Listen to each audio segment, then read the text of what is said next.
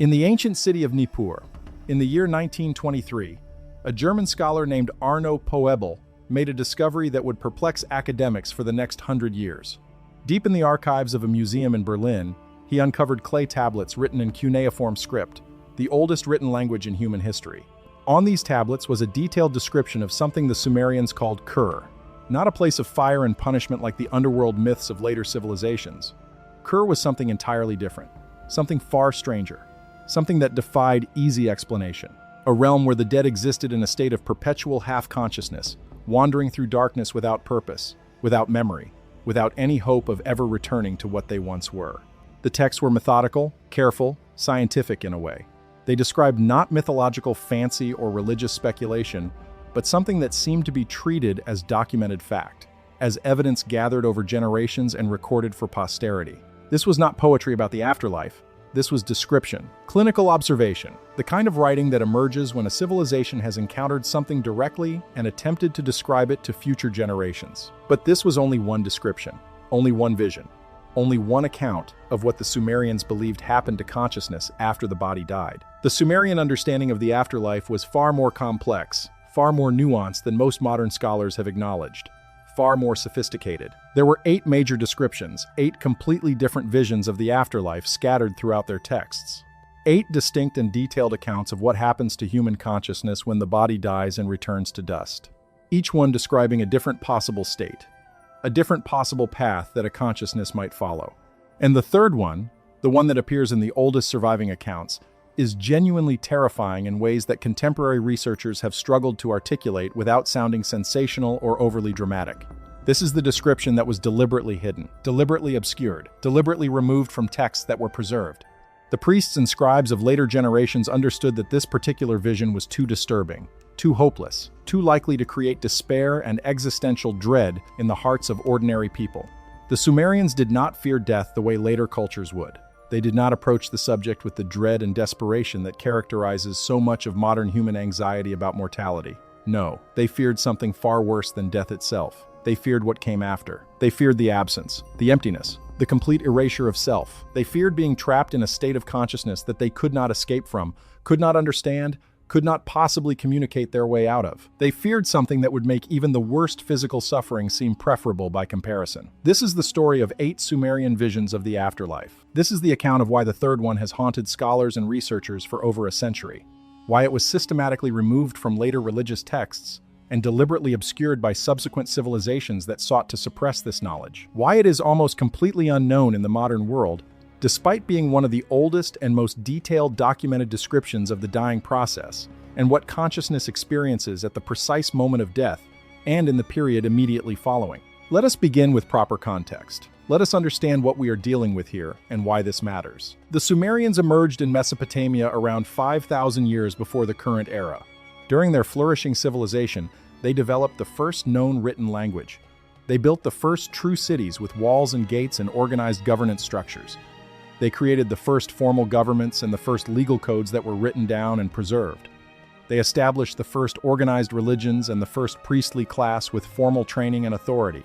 They developed systems of mathematics and astronomy and engineering that would not be surpassed for thousands of years. They created art and sculpture and architecture that still amazes us today.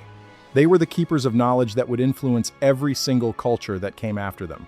Egyptian civilization borrowed extensively from Sumerian knowledge. Hebrew traditions absorbed Sumerian stories and mythologies and incorporated them into their own religious texts. Greek philosophers and mathematicians studied Sumerian texts and integrated Sumerian ideas into their own systems of thought. The entire intellectual foundation of Western civilization, the entire inheritance of learning and culture that has shaped our modern world, can be traced directly back to Sumerian sources. We are all, in a sense, inheritors of Sumerian wisdom, even if we do not realize it. Yet for all their sophistication and advancement, the Sumerians are not remembered for most of this. Instead, they are remembered as having invented writing and agriculture and organized civilization. We remember the practical contributions they made. We remember their material achievements. We celebrate their technological innovations. What we have largely forgotten is their philosophical and spiritual sophistication. We have forgotten that the Sumerians were not primitive people trying to make sense of a chaotic world through superstition and myth. We have forgotten that they were scholars and philosophers and researchers attempting to understand the deepest questions of existence. The Sumerians were also, in a way that is often overlooked by modern historians and archaeologists, deeply obsessed with the question of death. Not in a morbid way, not in a way that was unhealthy or pathological or neurotic, but in a profound philosophical and practical way. They understood something that very few modern people understand. They understood that the way a person dies, and what they believe comes after death, shapes the way that person lives. They understood that consciousness does not simply happen by accident. That consciousness does not develop randomly or capriciously. That what consciousness develops into over the course of a lifetime, what it becomes, how it evolves, determines absolutely what that consciousness will experience after the body dies. They understood that the seeds you plant during life are what grows after death. That the character you develop, the knowledge you accumulate, the spiritual work you do, all of this has consequences that extend beyond the grave. They understood that death is not the end of consequences. It is merely a transition point where the nature of the consequences changes. This understanding led them to develop what might be called a science of consciousness. Not a science in the modern sense, with laboratories and equipment and quantifiable measurements and peer-reviewed journals and the other apparatus of contemporary scientific investigation, but a science nonetheless. A systematic attempt to understand the nature of consciousness, its origin, its capacities, its potential, and its ultimate destiny. A careful observation and documentation of what consciousness is and what it is capable of becoming. Before we explore the 8 afterlife visions in detail, we must understand something important about the texts themselves. How do scholars know what the Sumerians believed about the afterlife? What evidence exists? How reliable is this evidence? What is the basis for our understanding of these ancient beliefs? The primary source of evidence is the clay tablets themselves. The Sumerians did not use paper, they did not use parchment. They did not create documents on materials that would decay over time. Instead, they inscribed their writings on soft clay tablets using a reed stylus, creating the distinctive wedge-shaped marks that we now call cuneiform writing. These tablets, when fired in kilns or simply dried in the sun in the hot Mesopotamian climate, became extraordinarily durable, virtually indestructible. Many tablets have survived for nearly 5,000 years with their contents perfectly preserved. The oldest surviving Sumerian texts about the afterlife date back to approximately 2800 before the current era. This is extraordinarily ancient. This is older than the Egyptian pyramids. This is older than written records from most other civilizations on Earth. These texts predate the Hebrew scriptures by more than 1,000 years. They predate the Iliad and the Odyssey by similar margins. The Sumerians were writing detailed accounts of the afterlife when most other civilizations were still primarily oral cultures with no written records at all. But here is what is most significant about these texts. Despite their great age, despite the fragmentary nature of many of the texts, despite damage and loss and destruction of materials over the millennia, the descriptions of the afterlife are remarkably consistent across different periods and different geographic locations within Sumerian civilization. This consistency is extraordinary. It is one of the strongest pieces of evidence that we have. Scholars have discovered that the same ideas appear in texts from Nippur, from Ur, from Lagash, from Uruk, from other Sumerian cities scattered across Mesopotamia. The texts span a period of many centuries, different time periods, different dynasties ruling, different political situations. Yet the core ideas about the afterlife remain constant. Different scribes, writing centuries apart in different cities, describe remarkably similar afterlife beliefs. They use the same terminology. They describe the same realms. They list the same consequences. This consistency across time and space is one of the strongest pieces of evidence that these were not individual philosophical inventions, but rather shared religious and spiritual understandings that pervaded the entire civilization. Additionally, many of these texts appear in what scholars call hymns and prayers. They were not merely theoretical writings created for academic purposes. They were practical religious documents. They were meant to be recited. They were meant to be used in rituals. They were meant to guide people as they approached death and as they mourned those who had died. The priests would read these texts aloud to the dying. They would recite them at funeral ceremonies. They would use them to help people understand what was happening and what would happen. Some of the most important texts describing the afterlife appear in what is called the Descent of Inanna. This is a narrative poem, but also a philosophical text. It describes the goddess Inanna descending into the underworld through various gates, surrendering her symbols of power one by one, confronting judgment, and eventually finding her way back. But the text is more than a story. It is a meditation on death and transformation. It is describing what happens when consciousness encounters death and what the process of dying involves. Other important texts appear in the Enuma Elish, which describes the creation of humanity and the relationship between humans and the gods. Still, other descriptions appear in fragmentary form in hymns dedicated to various deities. Some appear in texts describing rituals and ceremonies. Some appear in historical records and chronicles. The interesting thing is that all these various texts, written for different purposes, in different contexts, still describe consistent afterlife beliefs. This multiplicity of sources all pointing toward the same conclusions is highly significant. It suggests that what is being described is not the idiosyncratic belief of one person or one priestly class, but rather a widely held understanding that pervaded Sumerian civilization and persisted across centuries and across different regions. The first Sumerian description of the afterlife appears in texts dating back to approximately 2800 before the current era. These texts were called the Sumerian hymns, or more specifically, the descent texts. The oldest of these describe a place called the Great Below, or sometimes the House of Dust. The Great Below was not a place of fire. It was not a realm of torture. It was not punishment in the sense that later religions would come to define punishment. It was simply below, beneath the earth, beneath the visible world. A place that existed in the opposite direction from the heavens. If the heavens were up, the Great Below was down. If the heavens were light, the Great Below was darkness. It was not imagined as evil, but rather as the natural opposite of the realm of the living. This first vision suggested that after death, the human soul, or what the Sumerians called the Gidam, would embark on a journey downward, a descent. Downward through layers of earth and stone and water, through realms that became progressively stranger and more alien with each step. It would become what they termed a shade or a ghost, but not the kind of ghost that haunts the living, that seeks revenge or tries desperately to communicate with those left behind. Not a ghost that remains earthbound because of unfinished business. Rather, a kind of shadow of the person who once was, a remnant, an echo, a kind of photographic negative of human existence. This shade would exist in a state of awareness, but not consciousness in the sense that we normally understand consciousness. It would be able to perceive its surroundings, but would not be able to interact with them in any meaningful way. It would be aware of its own existence, but would not fully understand how it came to be in such a state.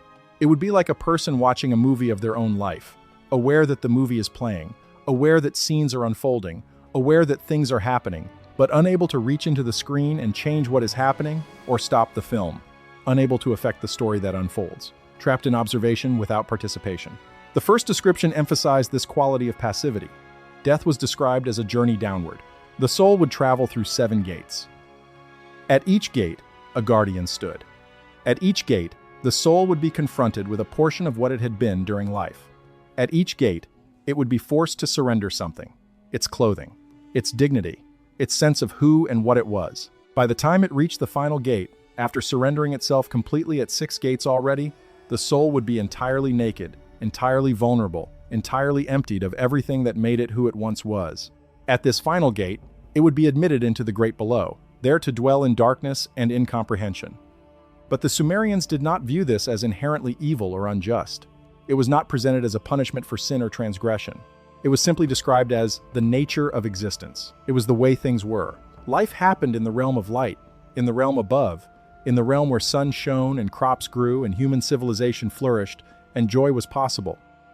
Death happened in the realm of darkness, in the realm below, in the realm where light did not penetrate and growth did not occur and joy was no longer possible. One was not better than the other. They were simply opposite states of being. One was active and creative and generative. The other was passive and receptive and consumptive. Both were necessary. Both were part of the larger cycle of existence. There was an understanding in this first vision that was almost ecological. The dead fell into darkness as leaves fall in autumn. They became part of the soil. They nourished the roots from which new growth emerged. They were recycled, transformed, returned to the greater pattern. There was no waste in the cosmos. Everything that ceased in one form was reconstituted in another. This first vision was deeply melancholic in tone, but it was not terrifying. It was not presented as a horror to be avoided or a nightmare to be feared. It was inevitable. It was accepted. A person would live their life in the light. Then, when their time was done, when their years had run their course, they would descend into darkness. It was the natural order of things. It was what happened to everyone. What happened to gods and kings and the greatest of generals and the most humble of peasants alike? There was an equality in it, a kind of justice. All would eventually descend. All would eventually become shades in the darkness. All would eventually be stripped of their earthly trappings and reduced to essence. The second Sumerian description of the afterlife appears in texts known as the underworld journey texts. These are complex narratives that describe various gods and goddesses descending into what the Sumerians called the Kur, or the underworld. But here, the description becomes more intricate and complicated. The underworld is not simply a place of darkness and emptiness. It is described as a place of judgment, a place where consequences are measured and evaluated. A place where the nature of a person's afterlife is determined based on the nature of their earthly life. In this second vision, the dead do not simply fade away into unconsciousness and emptiness. Instead, they are brought before a council of judges. These judges are not ordinary spirits. These judges are ancient. They are older than the gods themselves. They are older than humans. They are the Anunnaki, the Watchers, the ones who see and know all things. In the Sumerian cosmology, the Anunnaki are described as being from elsewhere. They came from another realm. They possess knowledge and perspective that transcends normal human understanding. They are described in some texts as coming from above, from the stars, from places beyond the normal human ken. The judges examine the life of the deceased in meticulous detail. They review the choices that were made. They assess whether the person lived in accordance with Ma'at, what later Egyptian cultures would call divine order, or truth, or cosmic harmony. But here is where the second description becomes complicated and differentiated from later afterlife beliefs. The Sumerians did not believe in reward or punishment in the way that later religions would come to describe them. There was no heaven to enter, no hell to burn in, no paradise to enjoy forever, no pit of torment to suffer in eternally. The Sumerian understanding was different, more complex, more nuanced. Instead, there was only continuation. The judged dead would continue to exist, but their existence would be fundamentally determined by how they had lived their life in the physical world. If they had lived truthfully, with integrity, in accordance with the laws of the gods, if they had acted wisely and with consideration for others, if they had contributed to civilization and knowledge, they would exist in a state of relative peace. Their shade would be allowed to receive offerings from the living. They would be remembered. They would be prayed to. They would have a form of continuation that was meaningful and engaged. They would matter. They would exist in the hearts and minds of those still living. If they had lived poorly, if they had ignored the laws of the gods, if they had acted against truth, if they had caused harm and destruction, if they had failed to contribute and had instead merely taken from the world, they would exist in a state of deprivation. They would receive no offerings. They would be forgotten. The living would not speak their names. The living would not honor them. And slowly, over generations, they would fade from existence, becoming less and less real, less and less present, until finally they ceased to be entirely. It was not punishment. It was simply the natural consequence of a life lived without integrity. This second description introduces morality into the afterlife. It introduces the concept of consequence and judgment, but it still does not seem terrifying to the modern mind reading these ancient texts. It seems almost fair, almost reasonable, a natural consequence of how one had lived, a kind of cosmic justice that is proportionate and understandable. A person reads this and thinks, well, that makes sense. How you live determines how you are treated after death. There is logic to it. There is fairness. But then comes the third description, and everything changes. And suddenly the reason these tablets were later hidden becomes clear, becomes urgent, becomes understandable. The third Sumerian description of the afterlife appears in fragments, in broken clay tablets that seem to have been deliberately smashed, in partial texts that have been water damaged or deliberately obscured, in the oldest accounts, from a period that predates even the classical Sumerian dynasties. This description speaks of a place that the texts call the spaces between, or sometimes, using a phrase that is more disturbing, the hollow dark. This is not a place that is described fully. It is described through hints and implications and careful suggestive language. According to this third vision, there are moments in the life of every human being when they are not quite alive and not quite dead. These are the moments of transition, the liminal spaces, the thresholds between states. The moment of birth is one such moment. The Sumerians believed that a human child exists in a state of non-being until the umbilical cord is cut and the first breath is taken. Until that moment, the child is real, but not fully present. It exists in the spaces between. It exists in the hollow dark. It is not yet part of the world of light and consciousness. The moment of death is another such moment, another transition, another threshold. When a person dies, their body stops functioning immediately. The heart stops beating, the lungs stop breathing. The brain ceases its electrical activity. But their consciousness does not immediately cease. Instead, consciousness becomes trapped. It becomes aware of the fact that it no longer has a body to interact with the world. It can see the world. It can hear the world. It can perceive the world, but it cannot touch it. It cannot change it. It cannot communicate with it. The Sumerian texts describe this state in excruciating detail. The newly dead soul finds itself standing over its own corpse. It can see its body being prepared for burial. It can see its family weeping. It can hear them speaking its name. It can perceive the grief and the mourning. But the moment it tries to respond, the moment it attempts to make any gesture or sound, nothing happens. Its voice does not carry. Its hands pass through everything as if they were made of air.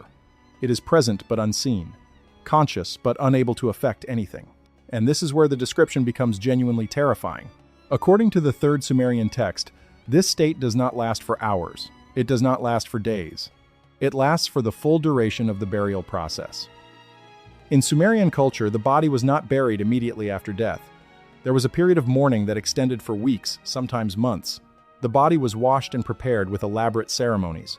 Offerings were made, prayers were recited. The funeral rites extended over long periods of time. Priests performed rituals. The family gathered. The community paid respects. During all of this time, all of this period of visible grief and activity and ritual, the consciousness of the deceased soul remains trapped, aware, watching, unable to communicate, unable to influence anything that is happening to its own body. But the third description goes even further. It describes something far more disturbing than mere witnessing of one's own funeral. Once the burial is complete, once the body is placed in the tomb and sealed away, the soul does not immediately ascend to the Anu or descend to the great below as the other visions describe. Instead, it enters what the texts call the walking shadow. This is a state of profound confusion and disorientation, a state of being not quite alive and not quite dead, persisting indefinitely. The soul is still conscious, it is still aware, but it no longer remembers its own name. It no longer remembers its own life. It no longer remembers the faces of people it loved or the places where it lived. The soul can see the world, but only in fragmented pieces, only in disconnected moments. It perceives events out of order. It experiences emotions that have no context. It feels grief without knowing what it is grieving for. It feels joy without understanding what brings it joy. It feels anger and confusion and longing and despair, but none of these emotions connect to any memories that would explain them. It is trapped in a state of emotional confusion, where the feeling persists, but the cause is lost. The soul wanders through the world in this state of half-awareness. It is not aware that it is dead. It does not understand that it has left the body. It experiences itself as still being alive, but in a world that has become inexplicably strange and hostile. It tries to speak to people and they do not respond.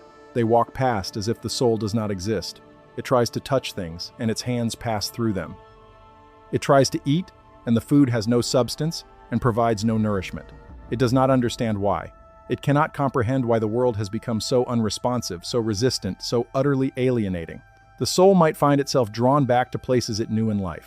To the house where it lived, now occupied by strangers. To the workplace where it spent decades, now managed by people it never knew. To the grave where its body lies buried, now a cold stone mound in the ground. The soul hovers around these places, confused and unable to understand why it is drawn there. It tries repeatedly to enter these places, to reclaim them, to make contact with people who used to matter to it, but always meeting the same cold resistance, always being unable to affect anything. The soul experiences emotions during this time. Fear, confusion, desperation, loneliness. But these emotions have no connection to any memories that would explain them. The soul does not remember what it is afraid of. It does not remember what happened.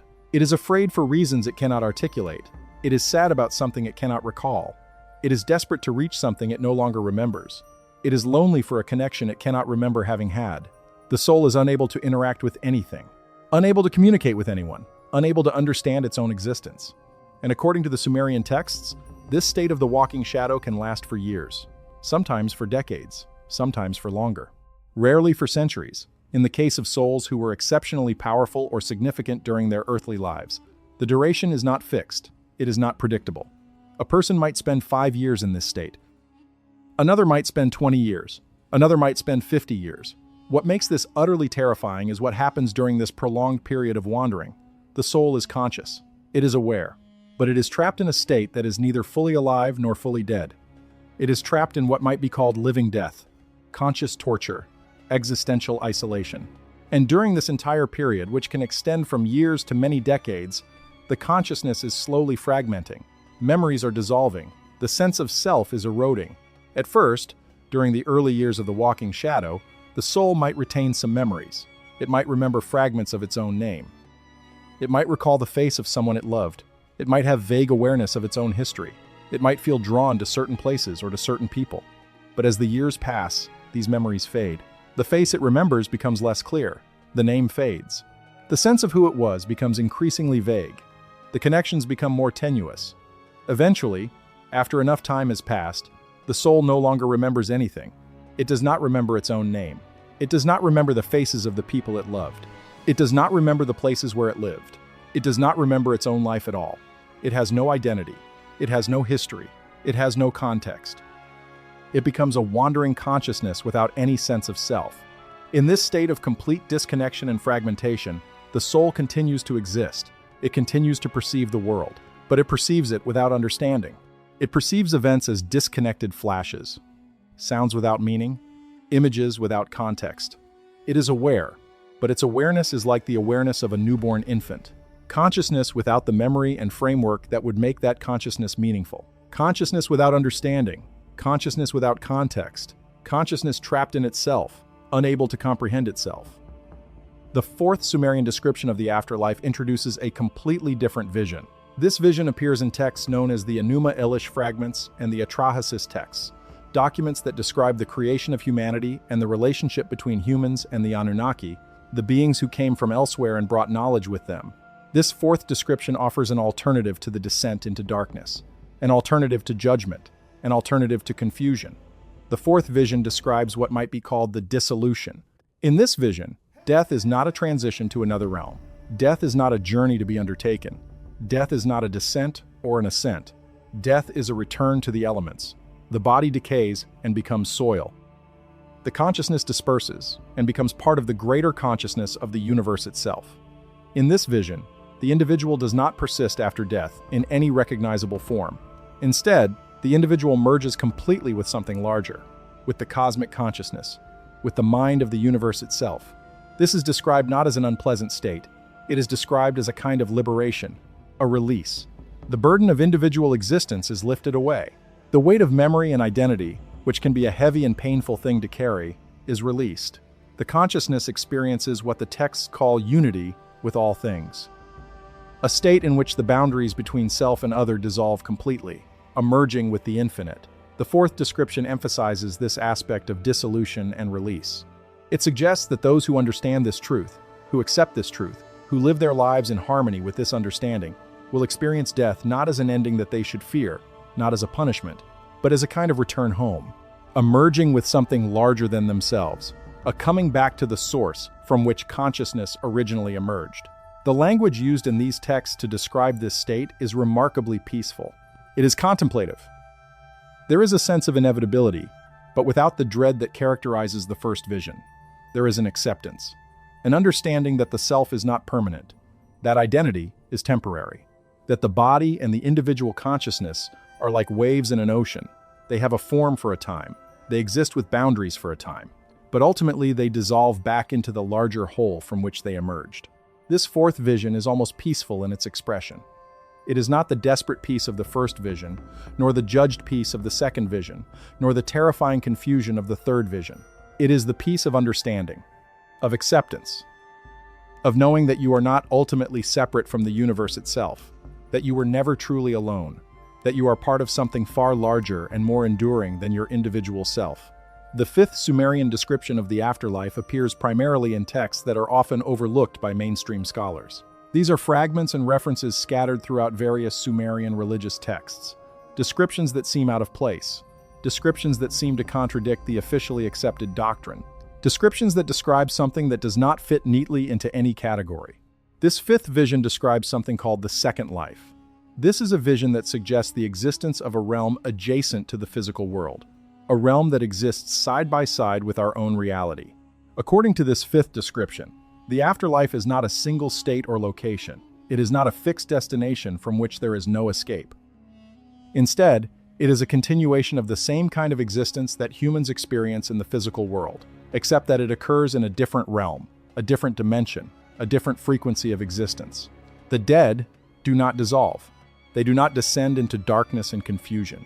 They do not become shades or shadows or remnants of their former selves. Instead, they continue to live. They continue to exist. They continue to be conscious and aware and capable of growth and development. They continue to eat, though they consume only the essential energy of food rather than the physical substance of food itself. They continue to sleep and wake. They continue to experience pleasure and pain. They continue to form relationships and communities. They gather together. They converse. They pursue interests and create things. They work together on projects that matter to them. But this second life is not identical to the life that came before. It is different in important ways. It is slower. Time moves differently. The subjective experience of time is altered. A day in the second life might correspond to a year in the physical world. Or a lifetime in the physical world might be only a moment in the second life. The perspective shifts. What seemed important in the first life becomes trivial in the second life. What seemed trivial becomes essential. What seemed like failures in the first life are understood differently in the second life. What seemed like successes are evaluated differently. The values shift. The priorities shift. The entire understanding of what matters shifts completely.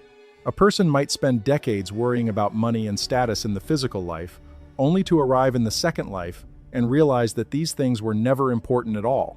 A person might have sacrificed relationships for the sake of achievement, only to arrive in the second life and understand the true value of connection. The fifth description suggests that the dead continue to be aware of the physical world. They can see and hear the living. They can follow the lives of those they loved. They can watch the lives of their children and grandchildren unfolding. They can observe what happens after they die, but they cannot directly interact. They cannot directly intervene in physical events. They cannot pick up a telephone and speak. They cannot write a letter. They cannot appear in person, but they can send impressions. They can send dreams. They can send intuitions. They can guide the living if the living are attentive enough to perceive that guidance. This fifth vision is remarkable because it bridges something that most afterlife beliefs keep completely separate. It suggests continuity between the living and the dead. It suggests that the boundary between life and death is not absolute and final. It is not a wall that cannot be crossed. Rather, it is permeable, porous. It is a boundary, yes, but one that allows certain kinds of communication and influence. Existence does not fundamentally change at the moment of death, but only shifts in perspective and velocity and the nature of embodiment. The implications of this fifth vision are profound and far-reaching. If the dead continue to exist in a realm adjacent to the physical world, if they remain conscious and aware and present, then the relationship between the living and the dead becomes something far more complex and intimate than simple memory or prayer. The dead are still here. They are still involved. They are still participating in the lives of those they loved. This changes everything about how we should approach death and mourning and the connection to those who have passed on. The sixth Sumerian description of the afterlife introduces yet another completely different element. This vision appears primarily in texts related to the Anunnaki, the gods who are described in Sumerian tradition as coming from another realm, another world, another dimension entirely. Some scholars argue that the Anunnaki in these texts are not gods at all, in the modern sense of the word. Rather, they are advanced beings, travelers, visitors, beings who came from somewhere else and brought knowledge with them, beings who possess technology and understanding far beyond what ordinary humans can comprehend.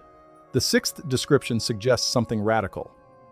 It suggests that not all humans experience the same afterlife. Not everyone travels the same path after death. Instead, the nature of the afterlife depends entirely on what the person accomplished during their life. What they created, what they discovered, what they contributed to human knowledge and civilization, what they built with their hands and their mind, how they used their consciousness to advance understanding. According to this sixth vision, those who were scholars, those who devoted their lives to recording knowledge, those who discovered new truths and shared them with humanity, those individuals do not merely descend to the core or the great below when they die. They do not experience the walking shadow. They do not dissolve into the universal consciousness. Instead, they ascend. They rise. They move to a realm called the Anu, or the high place. This is not a place of rest or final reward. It is not a place of leisure or comfort. It is a place of continued work. In the Anu, the dead scholars and wise ones continue their work. They continue to study. They continue to research and discover. They continue to teach. They continue to develop ideas. They work collectively with other great thinkers and researchers who have come before them. They form a kind of intellectual community. a scholarly society that spans time and realms. In the Anu, the dead scholars exist in a state of perpetual learning and teaching. They have access to knowledge that was hidden from them during their lives. They can understand the deep truths of the universe. They can comprehend things that would have been impossible for the human mind to grasp while trapped in a physical body. They can perceive connections and patterns that are invisible to the living. And they can share this knowledge with those in the physical world who are receptive enough to learn. They can communicate these insights to the living through dreams, through intuition, through inspiration, through the sudden understanding that comes without apparent cause. The sixth vision suggests something extraordinary. It suggests that the Anunnaki themselves, the great beings who came from elsewhere, maintain a kind of academy or university in the Anu, an institution dedicated to the pursuit of knowledge and understanding. In this academy, the great thinkers of humanity after their death continue to work alongside these advanced beings. The boundary between human and God, between mortal and immortal, becomes blurred. It is not as absolute as people assume. It is permeable, based on accomplishment and understanding rather than on inherent nature. The accumulated knowledge of humanity becomes a resource that the Anunnaki draw upon. The insights and discoveries of human thinkers contribute to the larger work that the Anunnaki are doing. And in turn, the Anunnaki share deeper knowledge with the human thinkers. It is a collaborative endeavor, a shared pursuit of truth and understanding, a partnership between human and advanced consciousness working together toward greater comprehension of reality. This sixth vision is the only Sumerian afterlife description that explicitly suggests that humans might become divine, or might merge with the divine, through the accumulation of knowledge and wisdom, through the work of understanding, through the pursuit of truth. It is also the only vision that explicitly mentions the Anunnaki as ongoing participants in the afterlife of humans. They are not distant gods who have no interest in what happens after death. They are active participants, teachers, guides, collaborators in the work of consciousness development. The seventh Sumerian description of the afterlife is the rarest. It appears in very few texts. Most of those texts have been fragmented or partially destroyed. Some have been deliberately obscured. This seventh vision describes what might be called the return. According to this description, the afterlife is not permanent. Consciousness does not remain forever in the Kur or the Great Below. It does not remain forever in the Hollow Dark or even in the Anu. Instead, consciousness eventually returns to the physical world in a new body. This is not quite reincarnation, in the sense that later Hindu and Buddhist traditions would come to describe it. In those traditions, the soul returns based on karma, based on the accumulated weight of actions in previous lives, based on moral or spiritual development, based on a cosmic accounting system that determines where and when the soul will be reborn. The seventh Sumerian description is fundamentally different in its mechanism, though perhaps not entirely different in its ultimate outcome. It suggests that consciousness returns simply as part of the natural cycle of existence. The universe breathes in and breathes out, expansion and contraction. Life and death are like the inhalation and exhalation of the universe itself. Consciousness is not permanently trapped in any state. It cycles. It moves through different realms and different states, but eventually it returns. It comes back. It is recycled and renewed. According to the seventh description, the consciousness does not remember its previous life. It does not retain memories of who it was or what it accomplished. It does not carry forward the specific details of its past existence. It enters the world fresh, new, as an infant, without memories, without knowledge of its past incarnations. This is merciful in a way. The consciousness is not burdened by the memory of previous lives. But somewhere deep in the body, somewhere in what the Sumerians called the inner self, there is a kind of cellular memory, a pattern that repeats, a tendency that persists, a kind of resonance or vibration that continues across lives. So the consciousness does not repeat the exact same life across incarnations. But it does follow similar patterns and pathways. Similar circumstances seem to recur. Similar challenges emerge. Similar relationships form. Similar lessons appear again and again. It is as if the consciousness is drawn repeatedly to similar situations, similar people, similar types of work, as if the underlying pattern, the deeper purpose, continues to unfold across multiple lives. The seventh vision suggests that an individual consciousness might live many lives, across many centuries, each life distinct and separate, yet each life connected by invisible threads of pattern and tendency. The accumulated experience of all these lives across all these centuries forms what might be called the true self, the deeper identity that persists beneath the surface identities of individual lifetimes, beneath the personality that develops in each life. beneath the roles that consciousness plays in different lives. This seventh description appears in texts that also describe the Anunnaki and their knowledge of time and of human existence. It suggests that the Anunnaki, with their advanced understanding and their longer lifespan and their perspective that spans centuries and millennia, are aware of these cycles. They understand that humans are not single beings having single lives. They understand that what appears to be a single human is actually a pattern of consciousness that persists across multiple lifetimes and multiple centuries. They understand the larger pattern that extends beyond any individual life. The implications of the seventh vision are even more profound than the sixth. If consciousness returns again and again to the physical world, if the self is actually a pattern that repeats across multiple lives, then the question of what is ultimately real becomes far more complex and difficult to answer. The individual self, the ego, the personality that feels so real and solid during a single lifetime, is revealed as temporary, as a kind of mask or costume that consciousness wears for a brief period, as a role in a play that extends across many acts and many scenes and many lifetimes. Finally, we arrive at the eighth Sumerian description of the afterlife. This vision is exceptionally rare. It appears in perhaps only 2 or 3 surviving fragments. Those fragments are so cryptic, so written in such obscure symbolic language, that scholars have struggled for decades to understand what they are actually describing. The eighth vision speaks of something called the Great Turning. The texts are intentionally vague about this state. They do not describe the Great Turning directly. Instead, they reference it obliquely, through metaphors and symbolic language and poetic descriptions that seem to circle around the actual truth without stating it directly. But the suggestions are clear enough to be deeply disturbing. The suggestions are clear enough to indicate that something profound and transformative is being described. Something that transcends all the other afterlife states. The eighth description suggests that there is a final state of afterlife, a state beyond all the others, not just the descent to the core, not just the second life in the realm adjacent to the physical world, not just the ascent to the Anu, not just the return to the physical world. Beyond all of these, beyond all of these individual states and experiences, there is something else, a state that the Sumerian texts call the Great Turning. In this state, the accumulated knowledge and experience of the consciousness, gathered from all the lives it has lived, from all the realms it has inhabited, is revealed in its entirety, all at once. In a single moment. A moment of complete comprehension, a moment of total knowing. In the moment of the Great Turning, the consciousness understands everything. It sees its entire existence, not as a linear progression from birth to death to birth again, not as separate and disconnected lifetimes, but as a complete pattern, a unified whole, a single tapestry in which all the threads connect and reveal a larger design.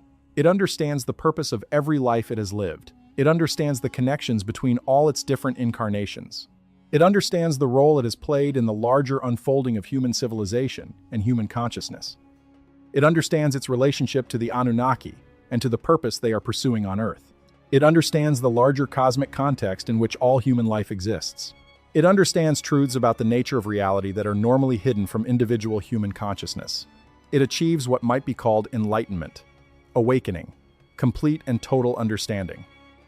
The Great Turning is described in the fragmented text as a moment of supreme revelation. All illusions fall away. All misunderstandings are clarified. All mysteries are resolved.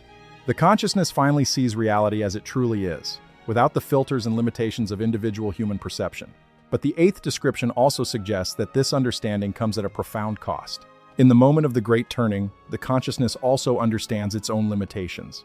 It understands how small it is compared to the vastness of existence. It understands how little it has truly accomplished. It understands how many opportunities it has wasted, how many paths it has not taken, how many possibilities it has ignored. And in some interpretations of the eighth description, the Great Turning is not an individual experience in the way the other states have been. It is not something that each consciousness achieves separately and alone. When the consciousness reaches the Great Turning, it does not merge with just the universal consciousness. It merges with all other consciousnesses that have reached the same point. All other beings who have achieved the same level of understanding. It becomes part of a vast network of awareness that spans across time and space and multiple realms of existence. It becomes connected to every other consciousness that has ever reached enlightenment. It becomes part of what might be called a superconsciousness, a universal intelligence, a cosmic awareness that is far greater than any individual mind could ever be. The fragmented nature of the eighth description makes its meaning uncertain in some respects. The symbolism is dense and difficult to parse, but the suggestions are profound. The 8th Sumerian vision of the afterlife suggests that death is not the end. But it is also not merely a transition to another place. Death is a series of transformations, a gradual expansion of consciousness and perspective. An unfolding process that continues until eventually consciousness understands itself and its role in the universe in its entirety. Across all 8 visions, a pattern emerges. A pattern of increasing complexity and deeper understanding. A progression from the simple descent to the great below, through judgment and confusion, through dissolution and continuation, through ascent and return, until finally the consciousness reaches a state of complete understanding in the great turning. These 8 visions do not present a single fixed afterlife. They present a universe of possibilities, different paths for different types of consciousness, different destinations based on understanding and accomplishment. The evidence suggests that the Sumerians preserved knowledge about the nature of consciousness and the afterlife that was taught to them by the Anunnaki. Knowledge that was based not on speculation, but on observation. Knowledge that was confirmed by accounts from people who had died and been brought back. Knowledge that revealed the deepest truths about what consciousness is and what it is capable of becoming. This knowledge was later suppressed because it threatened the power structures of subsequent civilizations. If humans understood that they could develop consciousness to the point of becoming divine, they would not be as willing to accept authority from priests and kings. So, the knowledge was hidden, but it has been preserved in fragments in texts that have survived to the present day. In this moment in human history, this knowledge is meant to be recovered. This is the message of the 8 Sumerian visions of the afterlife. This is what the ancient texts are trying to tell us, that consciousness is the most important thing, that how we develop consciousness during life determines what we experience after death, that we are capable of far more than we normally believe, that we are capable of eventually reaching the great turning, that we are capable of understanding everything. The question is whether we are ready to listen. Now that we have explored the 8 visions in detail, let us step back and consider what they mean when taken together. When we look at all 8 descriptions side by side, a remarkable pattern emerges. A pattern that suggests the Sumerian civilization possessed a sophisticated and nuanced understanding of consciousness and the afterlife that was far ahead of its time. The first 3 visions, the descent to the great below, the judgment by the Anunnaki, and the terrifying confusion of the walking shadow all suggest that death is a major and difficult transition. Something changes. Something ends. The individual as they were during life ceases to be exactly as they were. There is a loss. There is a diminishment. There is a process of separation and transformation that involves discomfort and difficulty. The person is not preserved exactly as they were. Something is lost in the transition. The fourth vision, with its emphasis on dissolution and return to elements, suggests that this separation and loss is ultimately temporary. The individual merges back into the larger whole. The boundaries between self and universe dissolve. The separation ends. There is a kind of relief in this perspective, an understanding that the burden of individual existence cannot persist forever, that it is not meant to persist forever, that the self is not ultimately permanent. The fifth vision introduces the idea that death might not be as radical a separation as the earlier visions suggested. The individual continues. The personality continues in some form.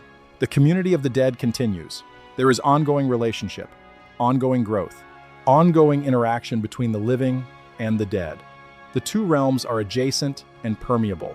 They are connected. The boundary between life and death is not absolute. The sixth vision suggests that the nature of the afterlife depends on what has been accomplished during life, what has been created, what has been discovered, what has been contributed to human knowledge and civilization. Those who have lived lives of learning and growth and contribution continue to do so. Their work does not end at death. It continues and evolves in other realms. It becomes part of a larger collaborative effort with advanced beings. The seventh vision reintroduces the idea that death leads not to a permanent state, but to another beginning. The consciousness returns. The cycle continues. And in these cycles, patterns persist and patterns evolve. Learning accumulated in one lifetime influences the next. Growth is not lost. Understanding is retained in some form that persists across lives. The eighth vision attempts to synthesize all the previous visions. It suggests that the afterlife is not a single destination. It is not a fixed place where consciousness goes and remains forever. It is a complex journey through multiple states and realms, a series of transformations, a gradual unfolding, until finally the consciousness reaches a state of complete understanding and complete merger with all other consciousnesses that have reached the same point. Together, these eight visions do not describe a single, consistent, fixed afterlife. Instead, they describe something far more complex and nuanced. They suggest that the afterlife is not one place, but many places. It is not one state, but many states.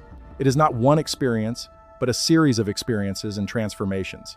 And the specific state that an individual consciousness experiences, the specific path that consciousness follows, depends on various factors. It depends on the way they have lived, the knowledge they have accumulated, the contributions they have made, the patterns they have developed, the growth they have achieved across multiple lives. This understanding would have been profoundly radical at the time the Sumerian texts were written. It suggests that the afterlife is not predetermined. It is not a single path that all humans must follow, regardless of their choices and their development. It is not a final, fixed state from which there is no escape or change. Instead, it is individualized. It is particular. It is dependent on who you are and what you have done and what you have become. The Sumerian civilization understood that consciousness is not produced by the brain.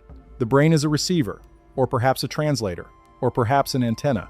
But consciousness itself is something that exists independent of the physical body. It is something that can exist without the body. It is something that persists after the body has died. This is the foundational understanding that underlies all 8 afterlife visions. This understanding led them to believe that what happens after death is real and important, that how we live determines what our experience will be after death, that the development of consciousness during life is the most important work that a human being can do. The primary purpose of life is not the achievement of wealth or power or pleasure. It is the expansion of consciousness, the awakening to deeper truths, the development of understanding. Modern civilization, by contrast, has developed a materialistic worldview in which consciousness is purely a product of the physical brain. Under this view, consciousness ceases to exist when the brain ceases to function. Death is the end. There is nothing after. Oblivion, darkness, the end of all awareness and all experience. This understanding has profound consequences for how we live and what we value. If there is nothing after death, if consciousness truly ceases to exist when the body dies, then the primary goals of human life become acquiring wealth, acquiring power, acquiring pleasure, and leaving behind a legacy of achievements. There is no higher purpose than these material and social goals. There is nothing transcendent to aspire to. There is nothing beyond the self and its desires. But if consciousness persists after death, if the state of consciousness after death depends on the state of consciousness before death, then the most important work of a human life is something completely different. It is the development and expansion of consciousness itself. It is awakening to deeper truths. It is learning to perceive reality as it actually is, not as culture and conditioning have taught us to perceive it. It is understanding the true nature of the universe and our place within it. The Sumerian vision suggests that human life is not ultimately about accumulating things or achieving status or acquiring possessions or leaving a name that will be remembered. It is about becoming something more than we currently are. It is about awakening. It is about developing the capacity to perceive and understand the deeper nature of reality. It is about expanding consciousness until it can eventually reach the great turning and achieve complete understanding. Now, what evidence suggests that the Sumerians actually encountered knowledge about the afterlife from an external source? Why do we believe that these visions came from the Anunnaki or some other advanced being rather than being purely Sumerian philosophical invention? One major source of evidence is the consistency and persistence of these beliefs across centuries. These are not the speculations of individual philosophers.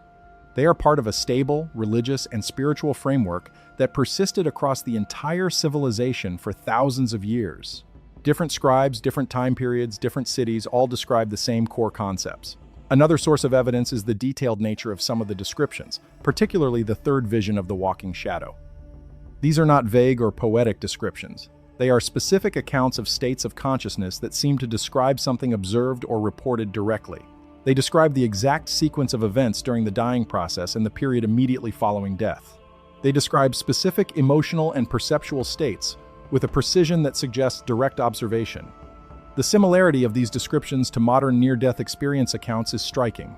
People who have been clinically dead and revived report experiences that match the Sumerian descriptions remarkably closely.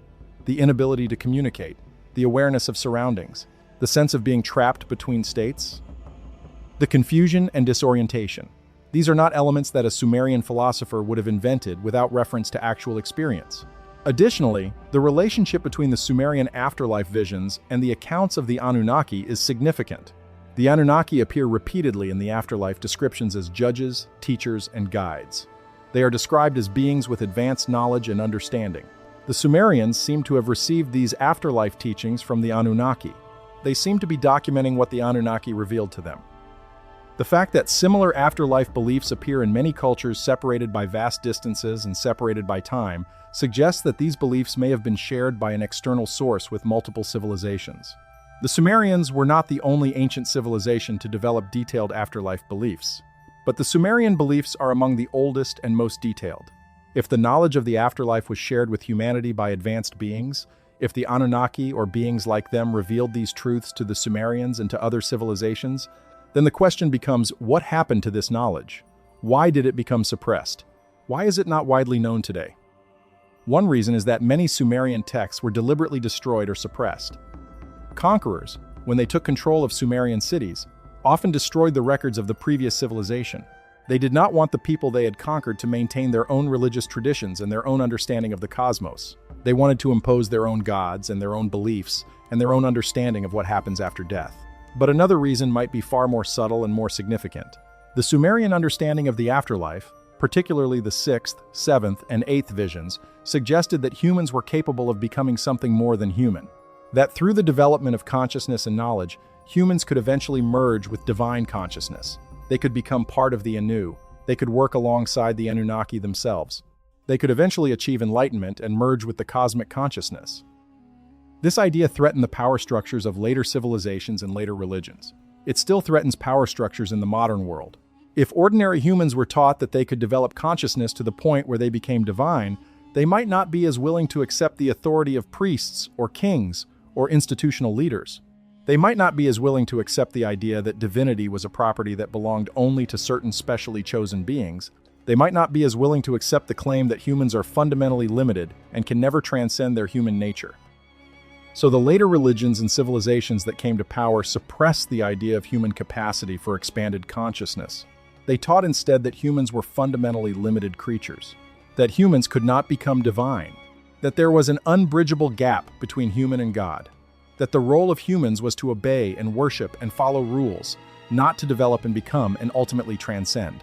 The knowledge that was preserved by the Sumerians was deliberately hidden and suppressed by those who came after. Now we arrive at the question that is perhaps most important for people living in the modern world. What does the Sumerian knowledge about consciousness and the afterlife mean for us today? How should we change our lives based on this ancient understanding? The first implication is clear. The most important work of human life is the development and expansion of consciousness, not the acquisition of material goods, not the achievement of status, not the accumulation of power, but the awakening and development of consciousness itself. The Sumerians understood this. The Anunnaki understood this. They tried to pass this knowledge to humanity. The second implication is that how we live has consequences that extend beyond death. The state of consciousness that we develop during life determines what we experience after death. This is not punishment or reward. It is not judgment in the sense of moral accounting. It is simply cause and effect applied to consciousness itself. What consciousness becomes grows from what consciousness has already become. The third implication is that consciousness has far greater potential than we normally recognize. Most humans develop only a tiny fraction of their conscious capacity. We operate mostly on autopilot, reacting to stimuli, following conditioning, repeating patterns that we learned long ago. But consciousness is capable of far more. It is capable of perceiving reality at levels much deeper than our normal perception. It is capable of understanding things that seem impossible to normal consciousness. The fourth implication is that death is not the end, but neither is it a fixed final state from which there is no change or development. Death is a transition, a transformation, a beginning rather than an ending. Consciousness continues after the body dies. The form of that continuation depends on what has been developed in life. The fifth implication is that there is a purpose to human existence that is larger than our individual lives. We are part of something larger. We are part of a process of consciousness development that spans multiple lifetimes, multiple realms, multiple dimensions. We are part of the work that the Anunnaki are doing. We are part of the evolution of consciousness itself. If we understand these implications, if we truly grasp what the Sumerian visions are telling us, then we should perhaps reconsider how we spend our time. We should perhaps spend less energy acquiring things and more energy developing ourselves. We should perhaps spend less energy pursuing status and more energy pursuing understanding. We should perhaps spend less energy on activities that reinforce unconsciousness and more energy on activities that develop consciousness. We should perhaps meditate. We should perhaps study. We should perhaps contemplate the deeper questions of existence. We should perhaps spend time in nature. We should perhaps engage in creative work. We should perhaps develop our capacity to perceive subtler aspects of reality. We should perhaps work on awakening to what is actually real, rather than what we have been conditioned to believe is real. In the end, the message of the 8 Sumerian visions of the afterlife is simple but profound. Consciousness is everything. How you develop consciousness during life determines what you experience after death. You are capable of far more than you believe. There is a purpose to your existence that is larger than you realize, and the work of developing consciousness is the most important work you can do. The Sumerians knew this. They tried to preserve this knowledge. They recorded it on clay tablets that have survived nearly 5,000 years. They hid it in symbols and metaphors when later civilizations tried to suppress it. They passed it on through mystery schools and secret societies. And now it is available to us, if we are willing to listen and to understand. The question is whether we will take this knowledge seriously, whether we will use it to guide our lives, whether we will commit ourselves to the work of consciousness development that the Sumerians understood to be the true purpose of human existence. The answer to that question will determine not just the quality of our lives in the present moment, it will determine the nature of our experience and whatever lies beyond. It will determine whether we will eventually reach the great turning. It will determine whether consciousness will eventually understand itself in its entirety. The Sumerians understood this, and they left this knowledge for us. The question now is what we will do with it. Let us examine the scholarly evidence for the 8 afterlife visions in more detail. Scholars have spent generations studying the Sumerian texts. What have they discovered? What do the experts in ancient Mesopotamian civilization have to say about these descriptions? One of the most significant discoveries in Sumerian studies has been the realization that the afterlife visions were not merely religious beliefs or metaphorical teachings. They were presented in the texts as factual descriptions of what actually happens. The language used suggests that these were understood as accounts of reality, not as allegories or symbols. Professor Samuel Noah Kramer of the University of Pennsylvania, one of the foremost Sumerian scholars of the 20th century, spent decades studying these texts. He concluded that the Sumerians possessed a detailed and consistent understanding of the afterlife that was based on something more than pure speculation. He noted that the consistency of the descriptions across different texts and different time periods suggested a shared understanding that was part of the foundational knowledge of the civilization. What was the basis for this shared understanding? Kramer could not definitively answer this question, but he noted that the accounts seemed too detailed and too consistent to be purely imaginative. He suggested that the Sumerians may have had access to information about the afterlife that came from an external source, information that was shared with them by beings who possessed greater knowledge. The Enuma Elish texts, which describe the creation of humanity and the role of the Anunnaki, suggest that the Anunnaki maintained an interest in human affairs long after creating humans. They continued to interact with humans. They continued to teach humans. The assumption in these texts is that the Anunnaki possessed knowledge that was not available to ordinary humans. Knowledge about the nature of existence, the nature of consciousness, the nature of what happens after death. It is notable that the Anunnaki are described as keeping detailed records. They are described as observers and recorders of human events. They are described as maintaining archives of knowledge. If this is accurate, if the Anunnaki were indeed observers and record keepers, then they would have been in a position to observe what happens to consciousness at the moment of death. They would have access to direct information about the afterlife that humans would not have. The third Sumerian vision, the one describing the walking shadow and the state of the spaces between, is particularly significant from a scholarly perspective. This vision is too specific to be purely invented. It describes the exact sequence of events during the dying process. It describes the experience of consciousness being separated from the body. It describes the confusion that follows. It describes the gradual loss of memory and identity. These descriptions match accounts from modern near-death experiences with a precision that is difficult to explain away as coincidence. People who have been clinically dead and revived report similar experiences. They report being unable to communicate with people around them. They report seeing and hearing events, but being unable to affect them. They report confusion and disorientation. They report a sense of being trapped between states. The similarities between the Sumerian descriptions and modern near-death experience accounts suggest that both are describing the same phenomenon. How did the Sumerians know about this? How did they have detailed descriptions of what happens to consciousness during the dying process? The most logical explanation is that they had encountered people who had died and been revived, people who had reported their experiences, people who had described what consciousness goes through at the moment of death and in the period immediately following. Alternatively, the Sumerians may have received this information directly from the Anunnaki. The Anunnaki, as more advanced beings with longer lifespans and greater knowledge, would have had direct experience with death and the afterlife. They would have been in a position to explain to the Sumerians what actually happens. Either way, the conclusion is the same. The Sumerian visions of the afterlife are based on something more than pure speculation. They are based on observed reality or on information received from an external source. They are attempts to describe something real that was experienced or reported. Now, let us consider the implications of the sixth Sumerian vision more carefully. This is the vision that describes the Anu, the high place, where dead scholars and wise ones continue their work. This vision suggests something extraordinary. It suggests that consciousness does not end at death. It continues. It develops. It grows. Moreover, it suggests that humans can work alongside beings who are far more advanced than they are. Humans can contribute to the work of the Anunnaki. Humans can merge with the divine through the accumulation of knowledge and wisdom. This breaks down the traditional separation between human and divine. This idea would have been revolutionary at the time it was recorded.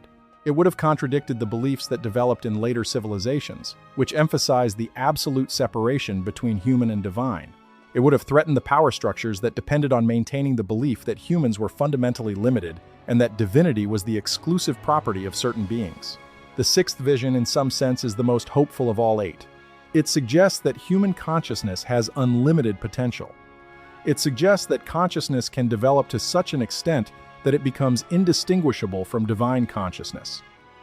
It suggests that the work of understanding, the pursuit of knowledge, the development of wisdom, leads to transcendence. But it also suggests that this transcendence is not automatic. It requires work. It requires dedication. It requires the development of consciousness during life. Those who do not develop consciousness, those who live lives focused only on material survival and reproduction, will not reach the Anu. They will follow other paths after death.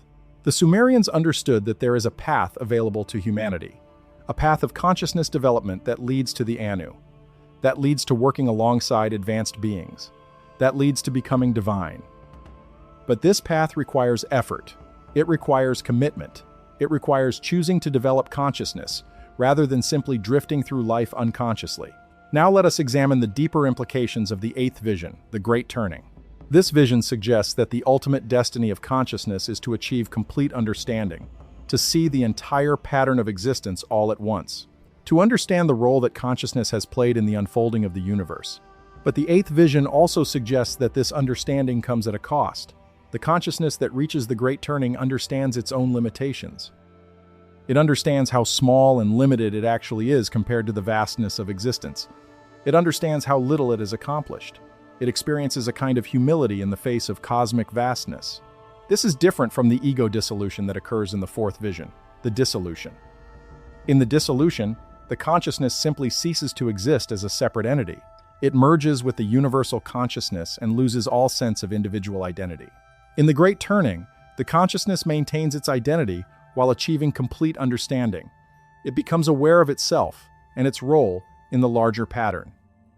The eighth vision suggests that the ultimate purpose of consciousness is not to achieve happiness or pleasure or comfort. It is to understand. It is to wake up. It is to see reality as it actually is.